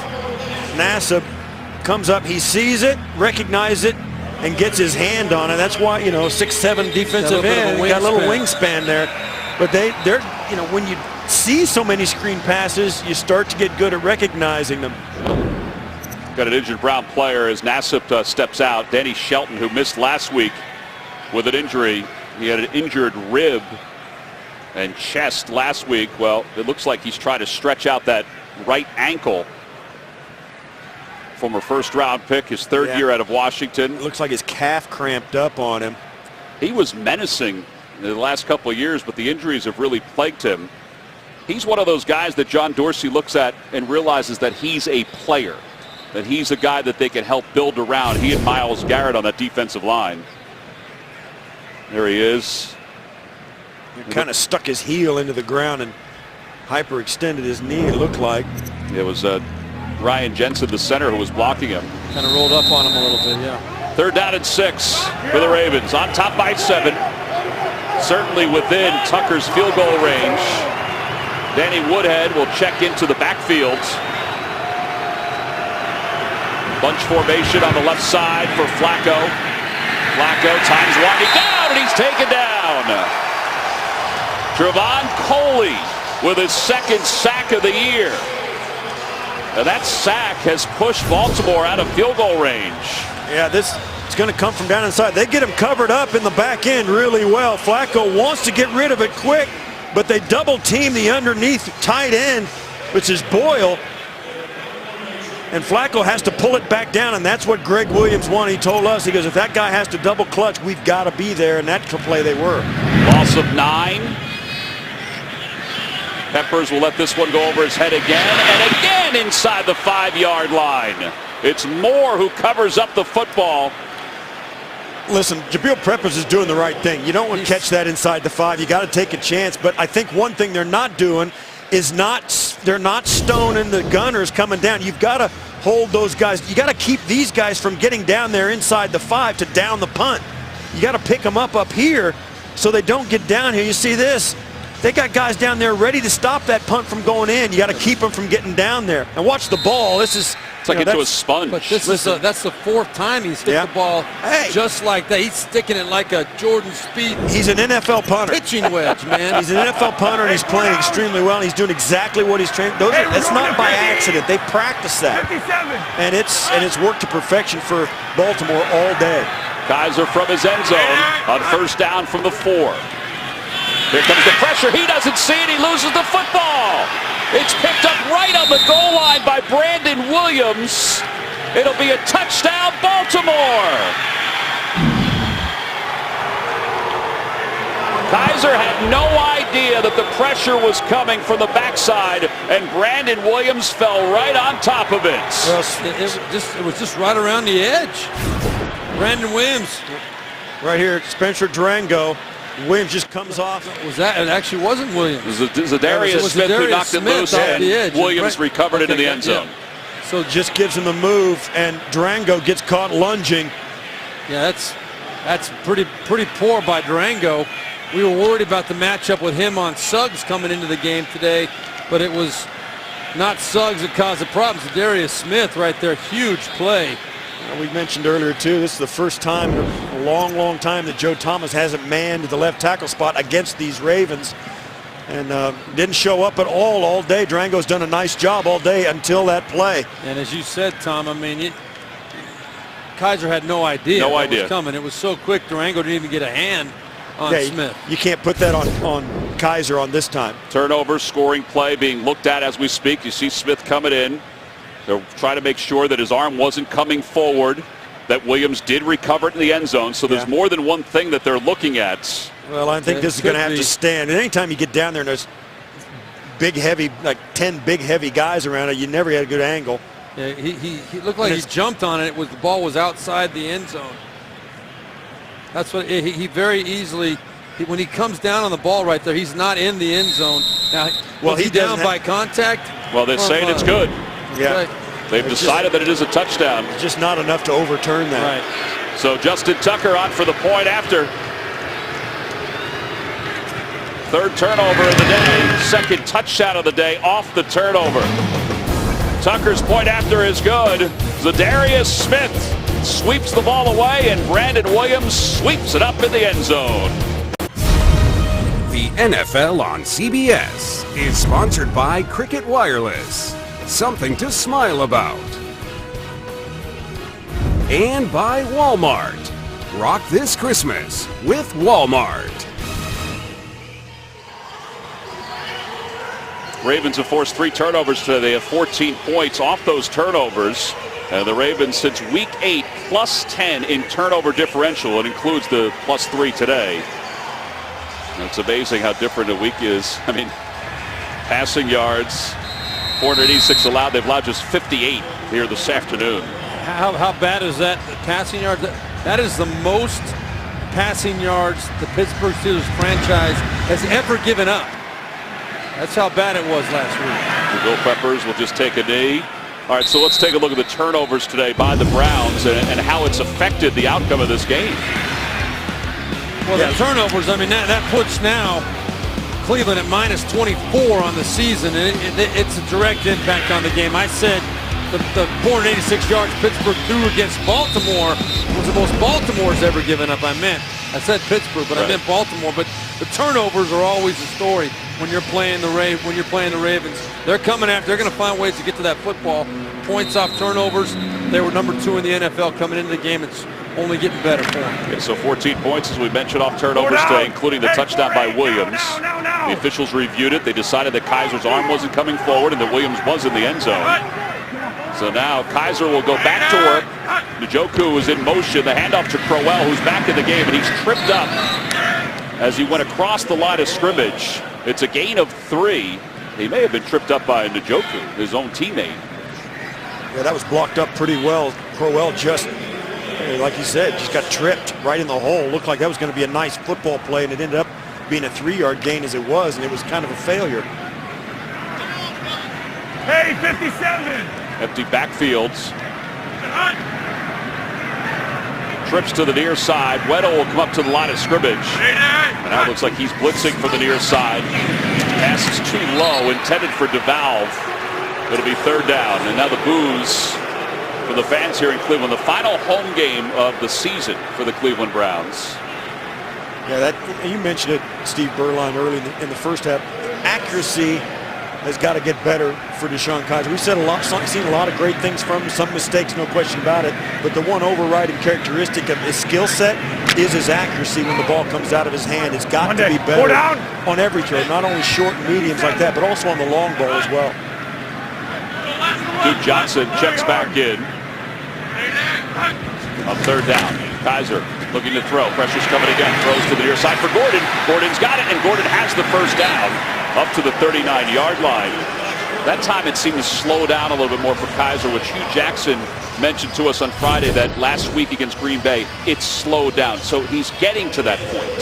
Well, he is getting to that point, but it takes, so I firmly believe it takes 3 full years playing in the NFL before you really have a complete understanding of how to play the position, how to understand your offense. The other thing that DeShone Kizer is missing, I believe, is a veteran influence in his quarterback room. He and Cody Kessler and Kevin Hogan, they're all very young football players with very little experience. So as we see, fighting for the extra yards there, what a great job. That's Duke Johnson. By Duke Johnson, yeah. But DeShone Kizer, he is learning how to play quarterback at this level completely by himself in terms of having someone he can go to bounce things off of.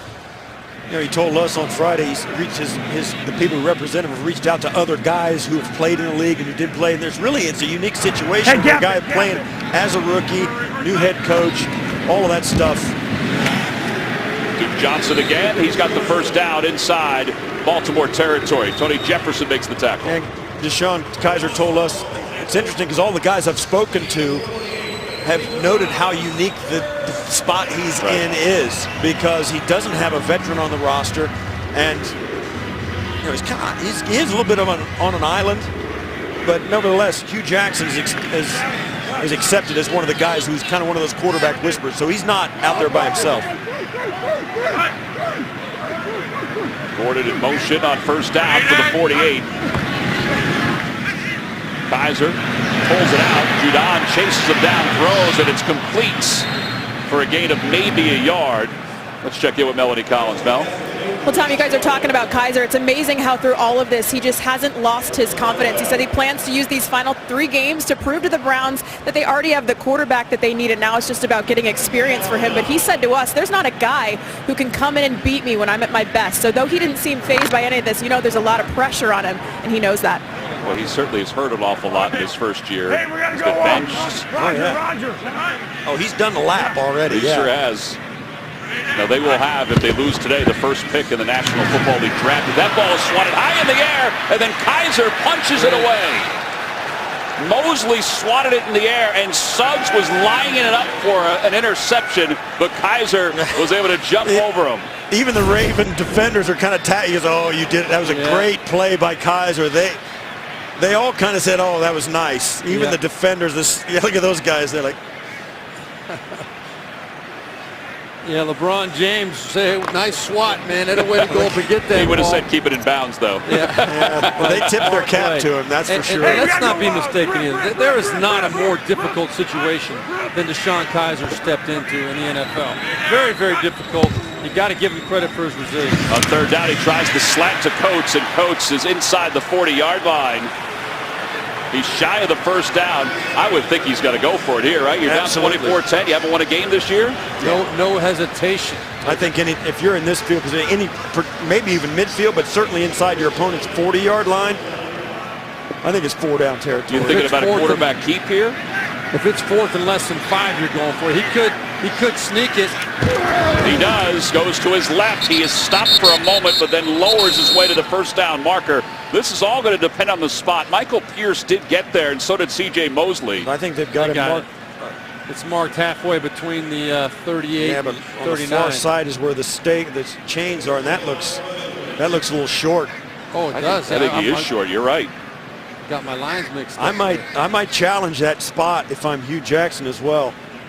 Yeah, it looked like he had less than a yard to go to make the first down. Well, they're going to bring the chains on. That's not a very good spot. It is so hard, I think, to challenge spots in the National Football League. I think it's one of the hardest things to do. It is. It looked like he had an opening by running over the block of his left guard. He's going to be short. It'll be first down, Baltimore. So the Browns stopped them inside the 5 in the first half, and now the Ravens stop the Browns. Now he's down right there, and they got it right. I think they got it right. His knee came down. His knee's going to buckle and go down. He's short there, and there's his knee. He's down right there. In fact, from that angle, it looks like the spot was generous. I was going to say they may have given him an extra half yard. Well, but again, Hugh Jackson had to go for it there. He's looking for his flag. He's looking for the red flag. There you go. There, he's gonna try and. I think it's a bad challenge. I mean, I get the reasons why. It is going to be close. The only chance they've got is if they can get an angle. Cleveland is challenging the ruling on the field that the ball was short of the line to gain. I think the only chance they've got is if he got it with that first lunge, because then when he turns and drops his knee, he's going to have to get it right when he comes around here. You think he should have gotten wider? Yes. Right there is his only chance, and there's no way. Yeah, see, he's down. By the time that last push comes, he's down already. Yeah, the knee is down. The backside is down. He had to get all the way out here. The 38-yard line. Yeah, he never got close to it. Yeah, it was C.J. Mosley that was able to stop Duke Johnson trying to push from behind. This is a bad challenge. Yeah, Duke Johnson knocked him over the marker, but he was already down. He's down there when his shin touches the ground. The marker up. Well, he needed to get to the 38-yard line convincingly. To get to right there. And his knee is down shy of that, and then his backside is down before it, that too. last push means nothing. He's already down at that point. Here's where he's got to get right here. Hey, credit Mosley. I mean, this is a heck of a one-on-one play right here. Mosley's smaller than DeShone Kizer. I mean, he's a tackle machine. It's all about pad level. See. After review, the ruling on the field stands as called. It is Baltimore's ball, first down. All right, so first down for the Ravens with 3:17 to play here in the third quarter. Alex Collins, by the way, checks back into the ball game for the Ravens. And Cleveland will be charged with its first timeout. Cleveland will be charged with its first timeout. Well, we felt like he should have gone for it on 4th down and 1. I mean, yeah, I get it. He didn't get. Anytime you lose a challenge, it's a bad challenge, and I didn't think he was going to get it before he threw it. Offset I formation. That's Max Williams, the tight end, in motion. Off the play fake. Flacco, middle of the field. Mike Wallace is wide open, close to the 40-yard line in front of Mike Jordan. And it'll be a first down, a long gain for the Ravens. 21 yards on first down. Another one of those hard play actions to Alex Collins. Creates a big hole for Wallace to slip in a nice clean lane for Joe Flacco to deliver that ball on the money. Flacco now 20 of 32 for 252 yards. Wallace is the leading receiver as far as yardage goes. Alex Collins underneath. And he's down to the 37-yard line.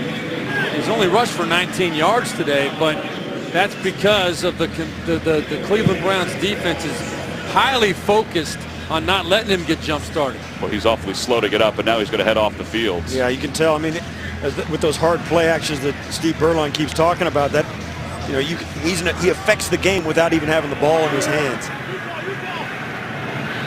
Allen checks in for him. 3 receivers to the far side. Closest to the line is Watson. They go underneath to Allen, and Allen is stood up by Kirksey to the 33-yard line. As we wind down under 2 minutes to play in the third quarter, the Ravens in need of a victory. In fact, as John Harbaugh said, we got to win the rest of our games, and that'll make sure that we're in the postseason. And they're going to be a very dangerous team if they get into the postseason. Yeah, there's no doubt that loss last week against Pittsburgh, as devastating as it was, every person we talked to said that they came out of that game more confident that they can play with anybody in the league. They are licking their chops to get another shot at Pittsburgh up there if they get that opportunity. On third down, it's the 6th conversion of the day. This one to Woodhead, who's inside the 25 before Kennard takes him down. Well, it's what we spoke about. Danny Woodhead he just knows what he's doing. He's going to come out right here off this, come in and run, and then juke this back out to the numbers and just come wide open. He jumps inside and boop. He just sells the route down hard inside. Flacco knows where he's going to be. He presents himself and then turns it upfield. And that's, the throw out in front turns him upfield. It's just all so seamless with Joe Flacco. 5 catches, 31 yards. Out of the backfield is Allen. He can't hang on before he's hit by Kennard. Or Kindred, I should say. And he knocked out of bounds. What was it that he said, Joe Flacco said about Danny Woodhead? He said that he forces defenders to kind of panic. when they know they got to cover him one-on-one, right. they're like, what's this guy going to do? They get jittery. They start reacting every little move he makes. He's just a unique personality, a unique talent coming out of that backfield or out of the slot. They move him all over the place. Here's Allen on second down, and Allen is stopped at the line of scrimmage. He may have lost a yard. Flacco laughed when he was talking about Woodhead because, you know, if they just play him the way they play everybody else, they'd be fine. But somehow, for some reason, Woodhead and the fact that he comes out of the backfield and they move him around so much, they start to, and plus this, when Woodhead's on the field in the passing formation, everybody knows Flacco's going to go to him. He gets some targets out of that slot, particularly in third down situations. He's hard to find. I mean, look how short he is compared to everybody out there. He looks like a hood ornament. 15 seconds to play. It's third down and 11. Pressure's coming from Myles Garrett, and Flacco just throws it away, and he is nailed by Nassib as he threw it away. Those are the shots that you really want to minimize. He feels the pressure, does a good job avoiding and stepping up. But you had 3 white shirts converging on him, and he's giving up his chest right there. Boy, you really want to limit the number of hits your guy takes like that. It's part of the job, no doubt about it. But you cringe every time you see guys with an open shot at the rib cage on your franchise quarterback. Tucker for 43-yard field goal attempts. He has 1 field goal this afternoon. Cook is the holder. Morgan Cox, the longtime long snapper. And everything worked perfectly for Tucker and the Ravens as they take a 27-10 lead with 4 seconds to play here in the third quarter. Boy, he is such a weapon to have, isn't he? Kicker's pretty good. Yeah, that kicker, snapper, and holder, the punter, kicker, and snapper for the Ravens, they're like Siamese triplets. Let's take a peek at the sack earlier in the series on our 360. This is a great view, the one that led to the touchdown. And there it is, just coming off the edge. It's just that quick. It's a speed rush off the edge that ends up in the strip sack. Yeah, and you know, Hugh Jackson, he's calling what he thinks is a nice, safe route where it's right in front of DeShone Kizer. He's going to have time to take a quick 5-step drop and get the ball out of there, but did not account for Durango, his left tackle, whiffing on Zadarius Smith. So, you know, it's one of those things where what can you do? I mean, you got to believe that your guys can understand the situation, how important it is to not give somebody a free run at your quarterback right there, but they couldn't do it. Tucker's kickoff. Tucker says he has it. He's going to take a knee. So with 4 seconds to play in the third quarter, Kizer, who was 14 of 24 for 96 yards here this afternoon. Years ago when I started at CBS, I sat down with Peyton Manning after his first year when he threw like 28 touchdowns and 27 interceptions. You're a name dropper, aren't like you? that. Well, listen, he told me something really interesting because the next year was he started out and they went 3-13 his first year that year I spoke about, and then he went 13-3. And during that next year, if you took every snap, is there anything time you really want to they want to take you out and step back? He said, no. He goes, I learned a lot of good football in the fourth quarter, some bad football games, and I think DeShone Kizer's in that situation now. You got to keep learning and keep getting better, even when you're 17 points down in the fourth quarter. Yeah, Melody talked about that. That's what his objective is. He told us that on Friday. He'll just throw this one at the feet of the offensive lineman. That's the end of the third quarter. It's 27-10. We'll return to Cleveland after this message. You're watching the NFL on CBS. I think Steve Tasker's comments about the fourth quarter and how Peyton Manning felt like he learned an awful lot his first year into his second year with some bad fourth quarter games. Right now, DeShone Kizer begins the fourth quarter down 17. 57. And it's second down at 10.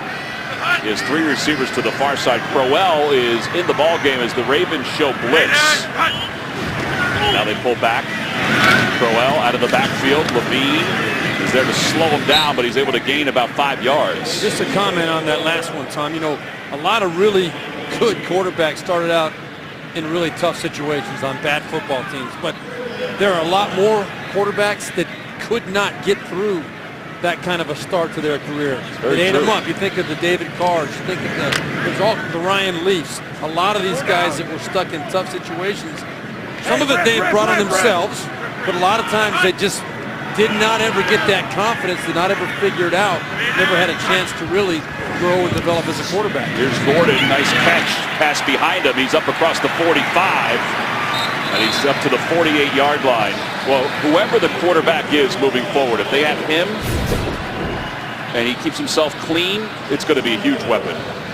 Well, no question about it, but that's, it is a big question, and it still remains to be answered. I mean, we're 3 weeks into his return, and there's 3 more weeks in the season, or 2 more weeks after today into the season. He's in a long, long off season. But understand, too, this guy is talented. He's never played with a top-notch quarterback. Imagine what Josh Gordon could do if he had a consistent, stable quarterback that he was playing with. And also, if he was playing football for the last couple of years, too, it might have helped as well. It didn't matter who the quarterback was if he was out of football for 2 years. Yeah, don't forget, he led the league in receiving yards in 2013 with over 1,600s. Who was the quarterback? Was that Hoyer? It was probably Brian Hoyer at that point, yeah. Brian They've had 28 quarterbacks I imagine since 99. More than Yeah, one. McCown, Hoyer, those guys. What do you think Willie Henry was just doing on the field? A little bit of, I don't know if you saw it at home. We were sitting up here and right down inside, watch the big guy. Yeah, he's in the wrong gap. Do you think he heard a whistle? You think somebody yelled something? As a football player in the locker room, you always make fun of the big guys. Yeah. Let me tell you something. They may weigh 300, but those guys are athletes. Yeah. I mean, they have a lot of fun. They're great athletes. They can run, and that's the difference between these guys. They can run. They can all move, and that's an example of it. They're down at 5. Pass is complete for the second time to Higgins, and Higgins is right at the first down marker. They've signaled it is a first down. Yep. Let's go to an update in New York with JB. JB. And the Giants are not playing like a team with multiple IR players. No, Phil. they are not. This is like Burline to Tasker, 57 yards, touchdown. Eli Manning to DeVar's King. This made it 31-29. Eagles. Giants fell on the 2-point conversion. Back to Tom McCarthy. Thank you, JB. We appreciate that. What do you think about that, Phil? Burline? There's never been a Burline to Tasker connection, but I guarantee Tasker, we would have been electric out there, man. It would have been. They wouldn't have been able to stop us. Yeah, we'd have lit it up. I would think next week in Chicago we got to get like a Nerf football and get you both down on the field and see if you guys can connect on something. Maybe scout team. Listen, might have been dangerous. I'm doubtful for next week. Hey, Roger. Second down at 10 from the 42. Kaiser fires to the near side, incompletes. Intended for Ricardo Lewis. So it'll be third down at 10. Well, since Joe Flacco began his career, he's made 152 starts. That's 5th most in the NFL. Cleveland has had 19 different starting quarterbacks. Couldn't get them all. Couldn't get pictures of all Let's of just them on there. apologize. No. Cleveland fans have seen all too much of this. Yeah, these they kind have. of graphics. I mean, there's jerseys. There's all kinds of things. And it's been a chronic problem for Cleveland. Well, and we mentioned they could have 2 top 10 picks. In fact, they're heading that way. In this year's draft, we talked to John Dorsey, their GM, before the game. As flags come in on third down, Coleman underneath is knocked out of bounds hard at the 38-yard line. Humphrey and Kennedy are both in on the coverage. Let's clarify. They will have 2 top 10 picks. Right. They're going to. 2 games left after this one. Offside. Defense, number 99. It's a 5-yard penalty. We'll replay third down. Judon is called for the penalty. So if we take a look at it, help is on the way. They have Houston's first-round pick. Houston's losing today to Jacksonville. 3 second-round picks, 2 picks in each of the 4th, 5th, and 7th round. We asked John Dorsey today, we said, when you looked at this job opportunity, I mean, do you salivate when you think about 2 first-round picks? He said, 11 picks. Yeah. Hey, if it takes that, pick 11 quarterbacks. But they also You got to find one. yeah, 11 quarterbacks. It is a deep draft. I don't know if it's that deep. They're down at 5. Kaiser to the middle, and pass is complete. What a catch by Duke Johnson. And they're going to get a roughing the passer penalty against the Ravens as well. Willie Henry could not spin on the ground away from Kaiser. They'll tack it on to the end, too. This is going to turn into a big play. Well, it's a 15-yard Personal pass foul, play. Roughing the passer. Defense, number 69. A late hit to the quarterback. penalties, half the distance to the goal line to the end of the run, first down. Going to come from up inside. Yeah, you can't. Unnecessary, yeah. Yeah, and when he put his shoulders first of all, it was late, not egregiously late, but it was late, and then just followed through on the tackle. Yeah, It was an absolute no-brainer. No effort to pull up. And a fantastic catch. Asked Duke Johnson. Really was. Yeah, we asked him. He's leading the team in receptions. As now the officials will confer. John Harbaugh has the challenge flag out. And he's dropped it. Baltimore is challenging the ruling on the field of a completed catch. It looked like he had it before he went to the ground by the initial replay. He's got to complete the process. He's got it there. He has it in one hand. He's got control of it. It comes out a little bit, but it looked like he still had control. I think they're gonna, and then he hadn't been touched. Yeah, I think I have a hard time overturning that.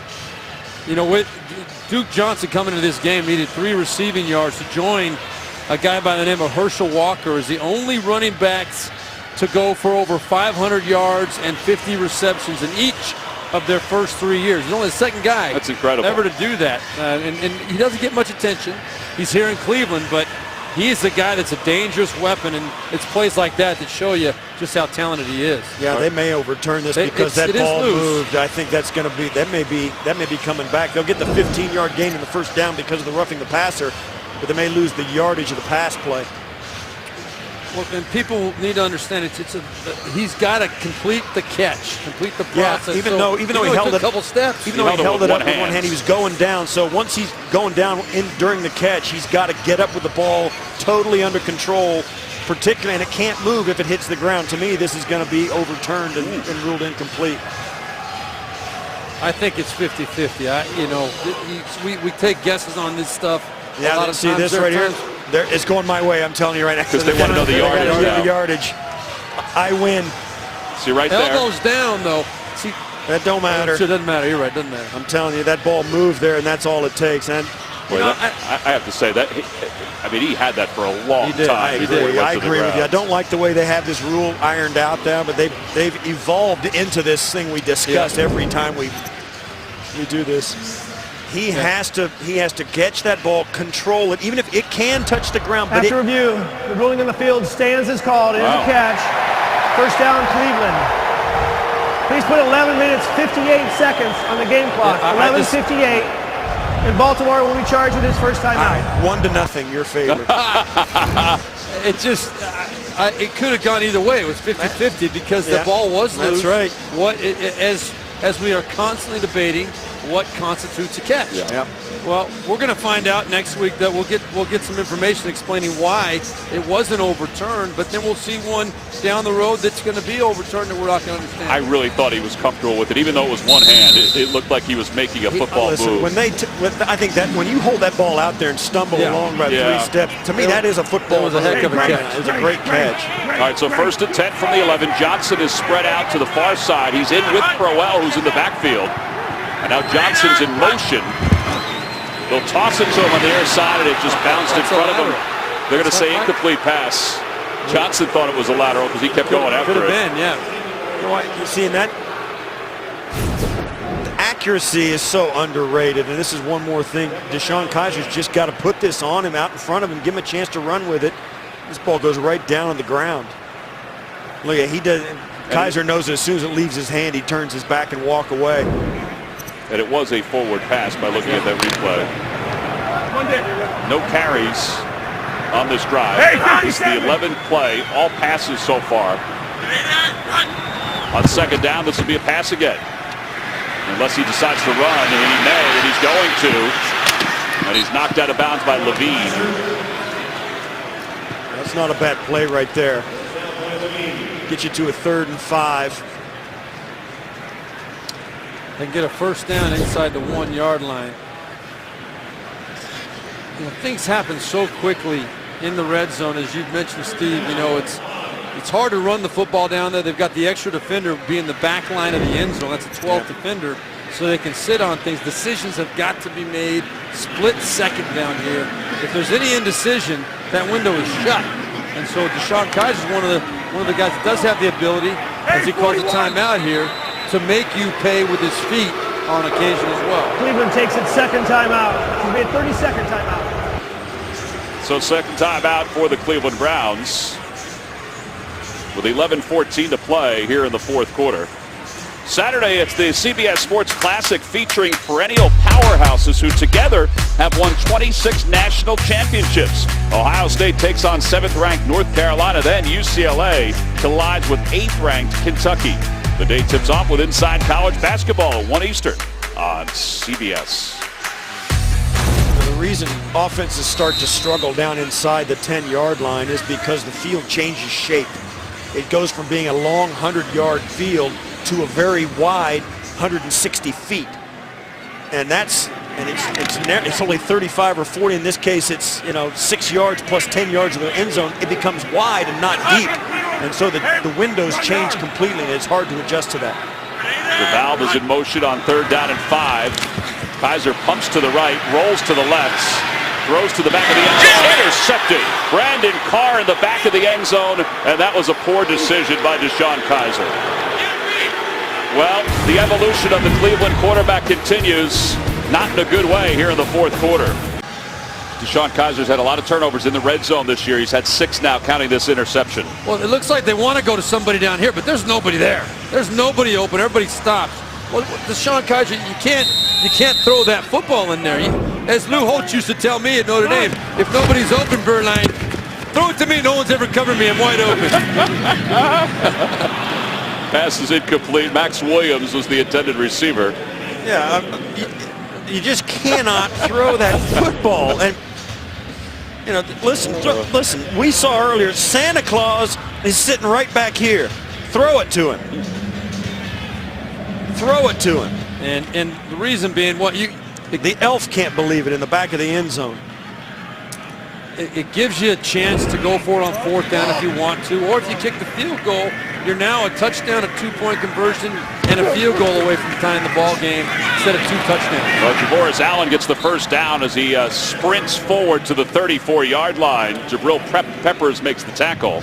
Yeah, and this is the frustrating part for the Cleveland Browns. You come out and there are times in this game where they've played more, they've outplayed Baltimore for stretches, short stretches, and then the turnover happens. They drive it all the way down, then they get it down to the red zone to score. They turn it over.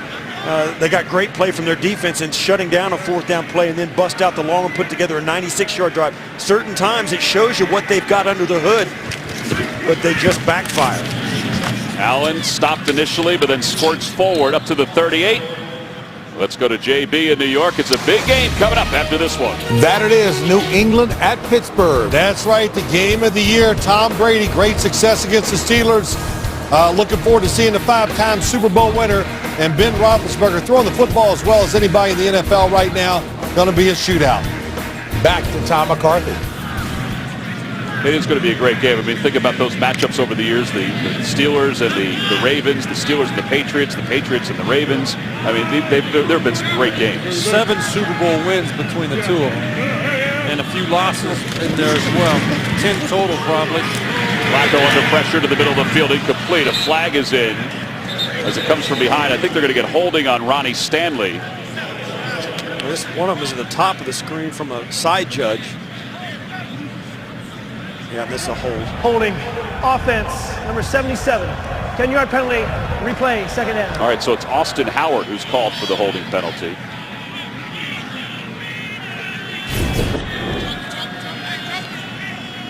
Yeah, they called it up here. They could also call it right here as well. This is one of those times when your offensive line says, okay, we got this game in hand. I'm taking the penalty before I let Joe Flacco get scratched. And that's a good choice in this situation. Oh, yeah. 9:39 to play here in the fourth quarter. Baltimore up by 17.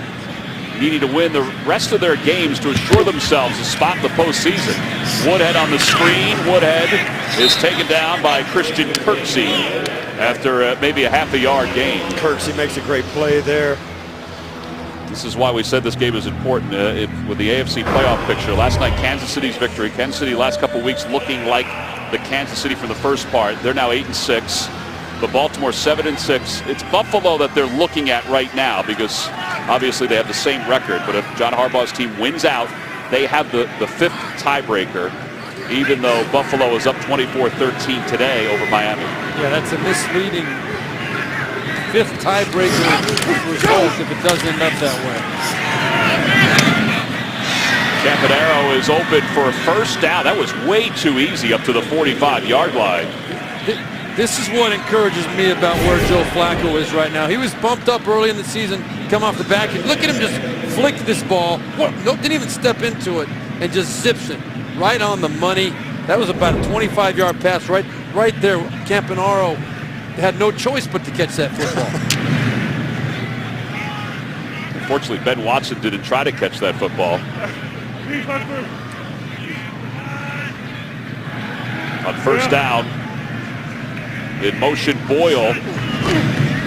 Handoff goes to Allen, and Allen gets 7 yards to the 48-yard line. Jordan makes the tackle. John Harbaugh went on and on about tiebreakers in our meeting last night. He said the year they were 9-7 or didn't make the playoffs. They were tied with 2 other teams that they had beaten both teams head to head, and they're the ones that didn't get in because those teams hadn't played each other.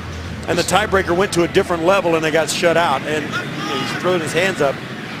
It's better to win games and get in. Yeah, he understands where they are now, that if they go to the fifth tiebreaker, if it's the Bills, they have a 5-0 record against common opponents. The Bills would be 4-1 if they both win out.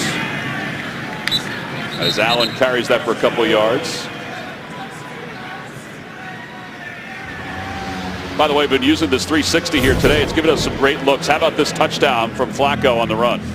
Yeah, just a quarterback draw. They got the look they wanted out of Cleveland. He had a lot of blockers in front of him. And he had his Ryan Jensen, the center, right there to shield him from taking that hit. But great perspective when you see it from that level. How did they get inside his helmet like that? Oh, we've got technology, you Steve do, Tasker. man. I'm impressed. Third down and 2. That's Moore in motion on the near side. Flacco off the play fake. Throws to his left, incomplete, intended for Moore. And now it'll be 4th down. McCourty in on the coverage. And now Cook is on the punt. Joe Flacco today, 285 yards, 1 touchdown, no interceptions. That's his season high. The last 2 weeks were previous season high, 269 yards in both of the last 2 games. But today, 285. Just Joe Flacco just starting to continue to impress upon people that he's back. Fair catch called for by Peppers. This time he'll grab it close to the 16. So 6:41 to play. Baltimore in control. Cleveland with the ball when we come back. The NFL on CBS is sponsored by State Farm. Here to help life go right. Kay Jewelers. Every kiss begins with K. And by Verizon. Best gifts on the best network.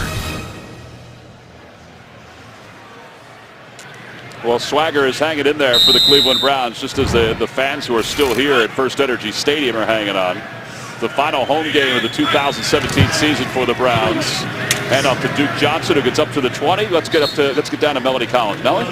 Well, Tom, Alex Collins has sat out those past few drives. I was told that he is available. He's no major injuries to report, but they're just playing it safe with him right now as he got banged up on a few plays before he sat out. So nothing major to report with Alex Collins. Well, that's good news. I mean, they're going to need him. That's smart, yeah. As the season moves on, 19 carries, 30 yards, but he's also got 19 rushing yards, 30 receiving yards for a total of 49. On 2nd down and 6, Kaiser to throw again.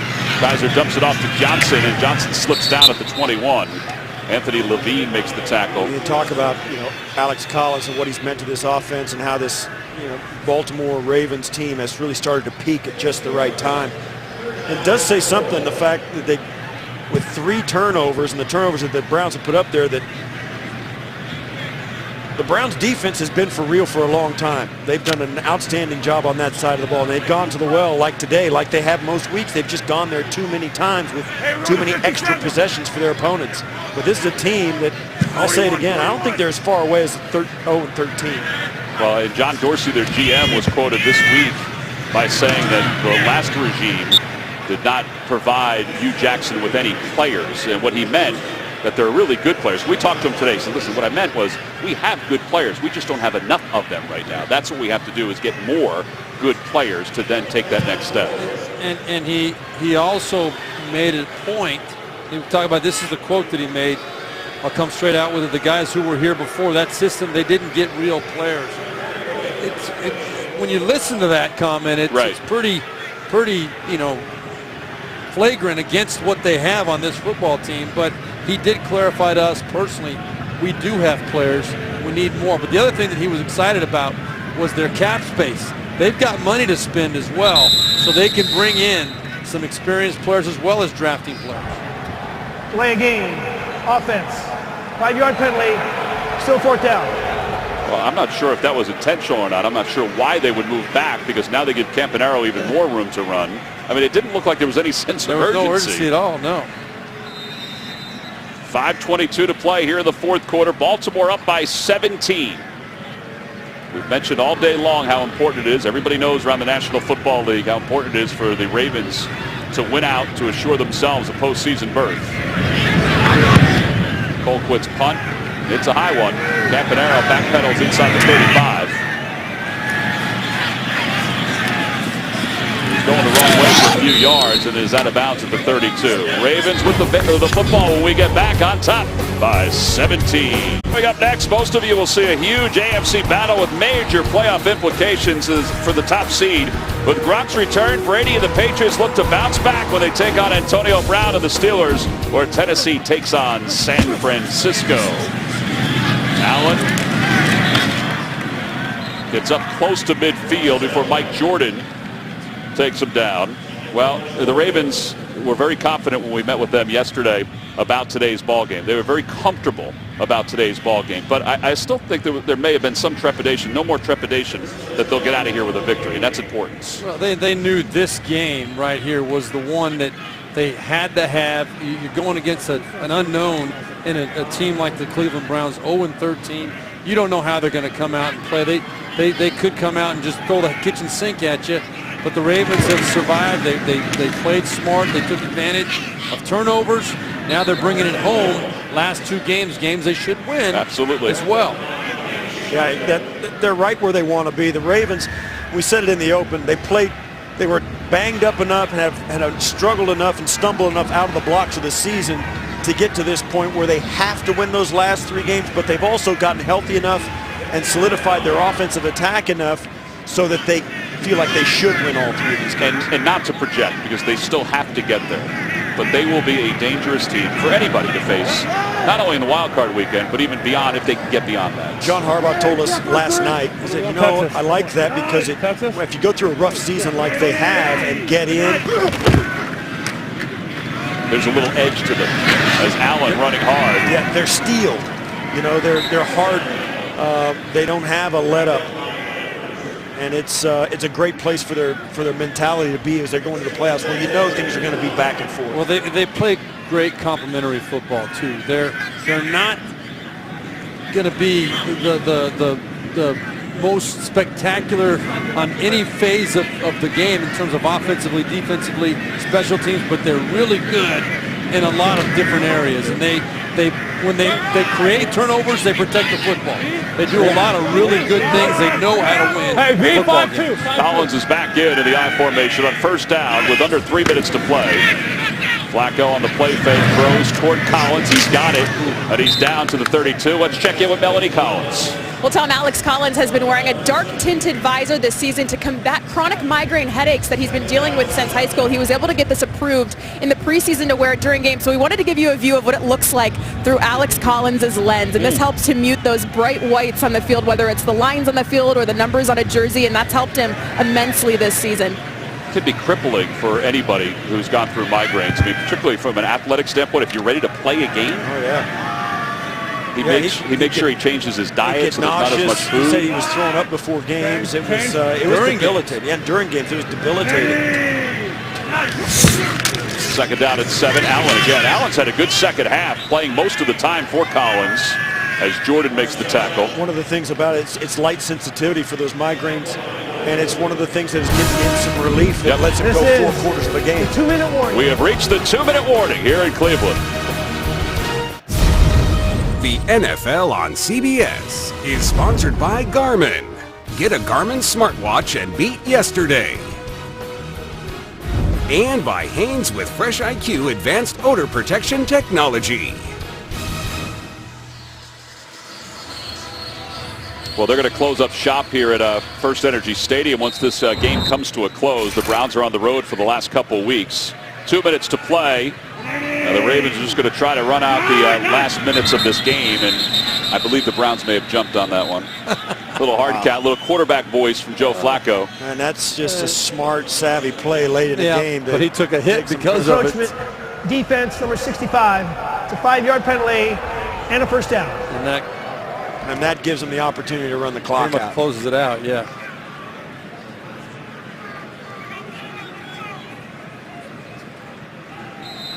We will be in Chicago next week with the Cleveland Browns as they take on the Bears. As Hugh Jackson said, hey, we want to get a win, but we just want to keep getting better as the season goes on. Now, they're running out of time, but the objective is for some of these younger guys to just keep improving. And they are playing hard. They are not throwing it. I mean, look at them right now, swarming to the football. Yeah. This team is not quit on Hugh Jackson, which to me says an awful lot. You got a coach that it's so hard to get up there in that press conference after these games and keep trying to make people believe in you as a head coach and in where you guys are trying to make this franchise go.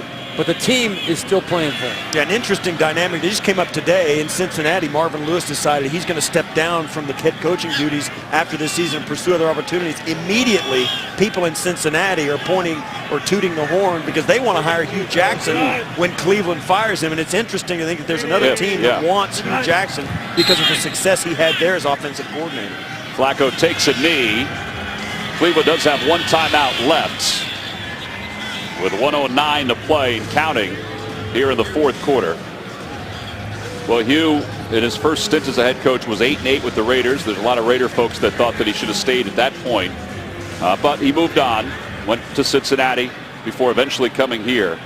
As John Dorsey has also said that, he likes Hugh Jackson as a coach, but thinks that he needs to have some personnel around him to be successful.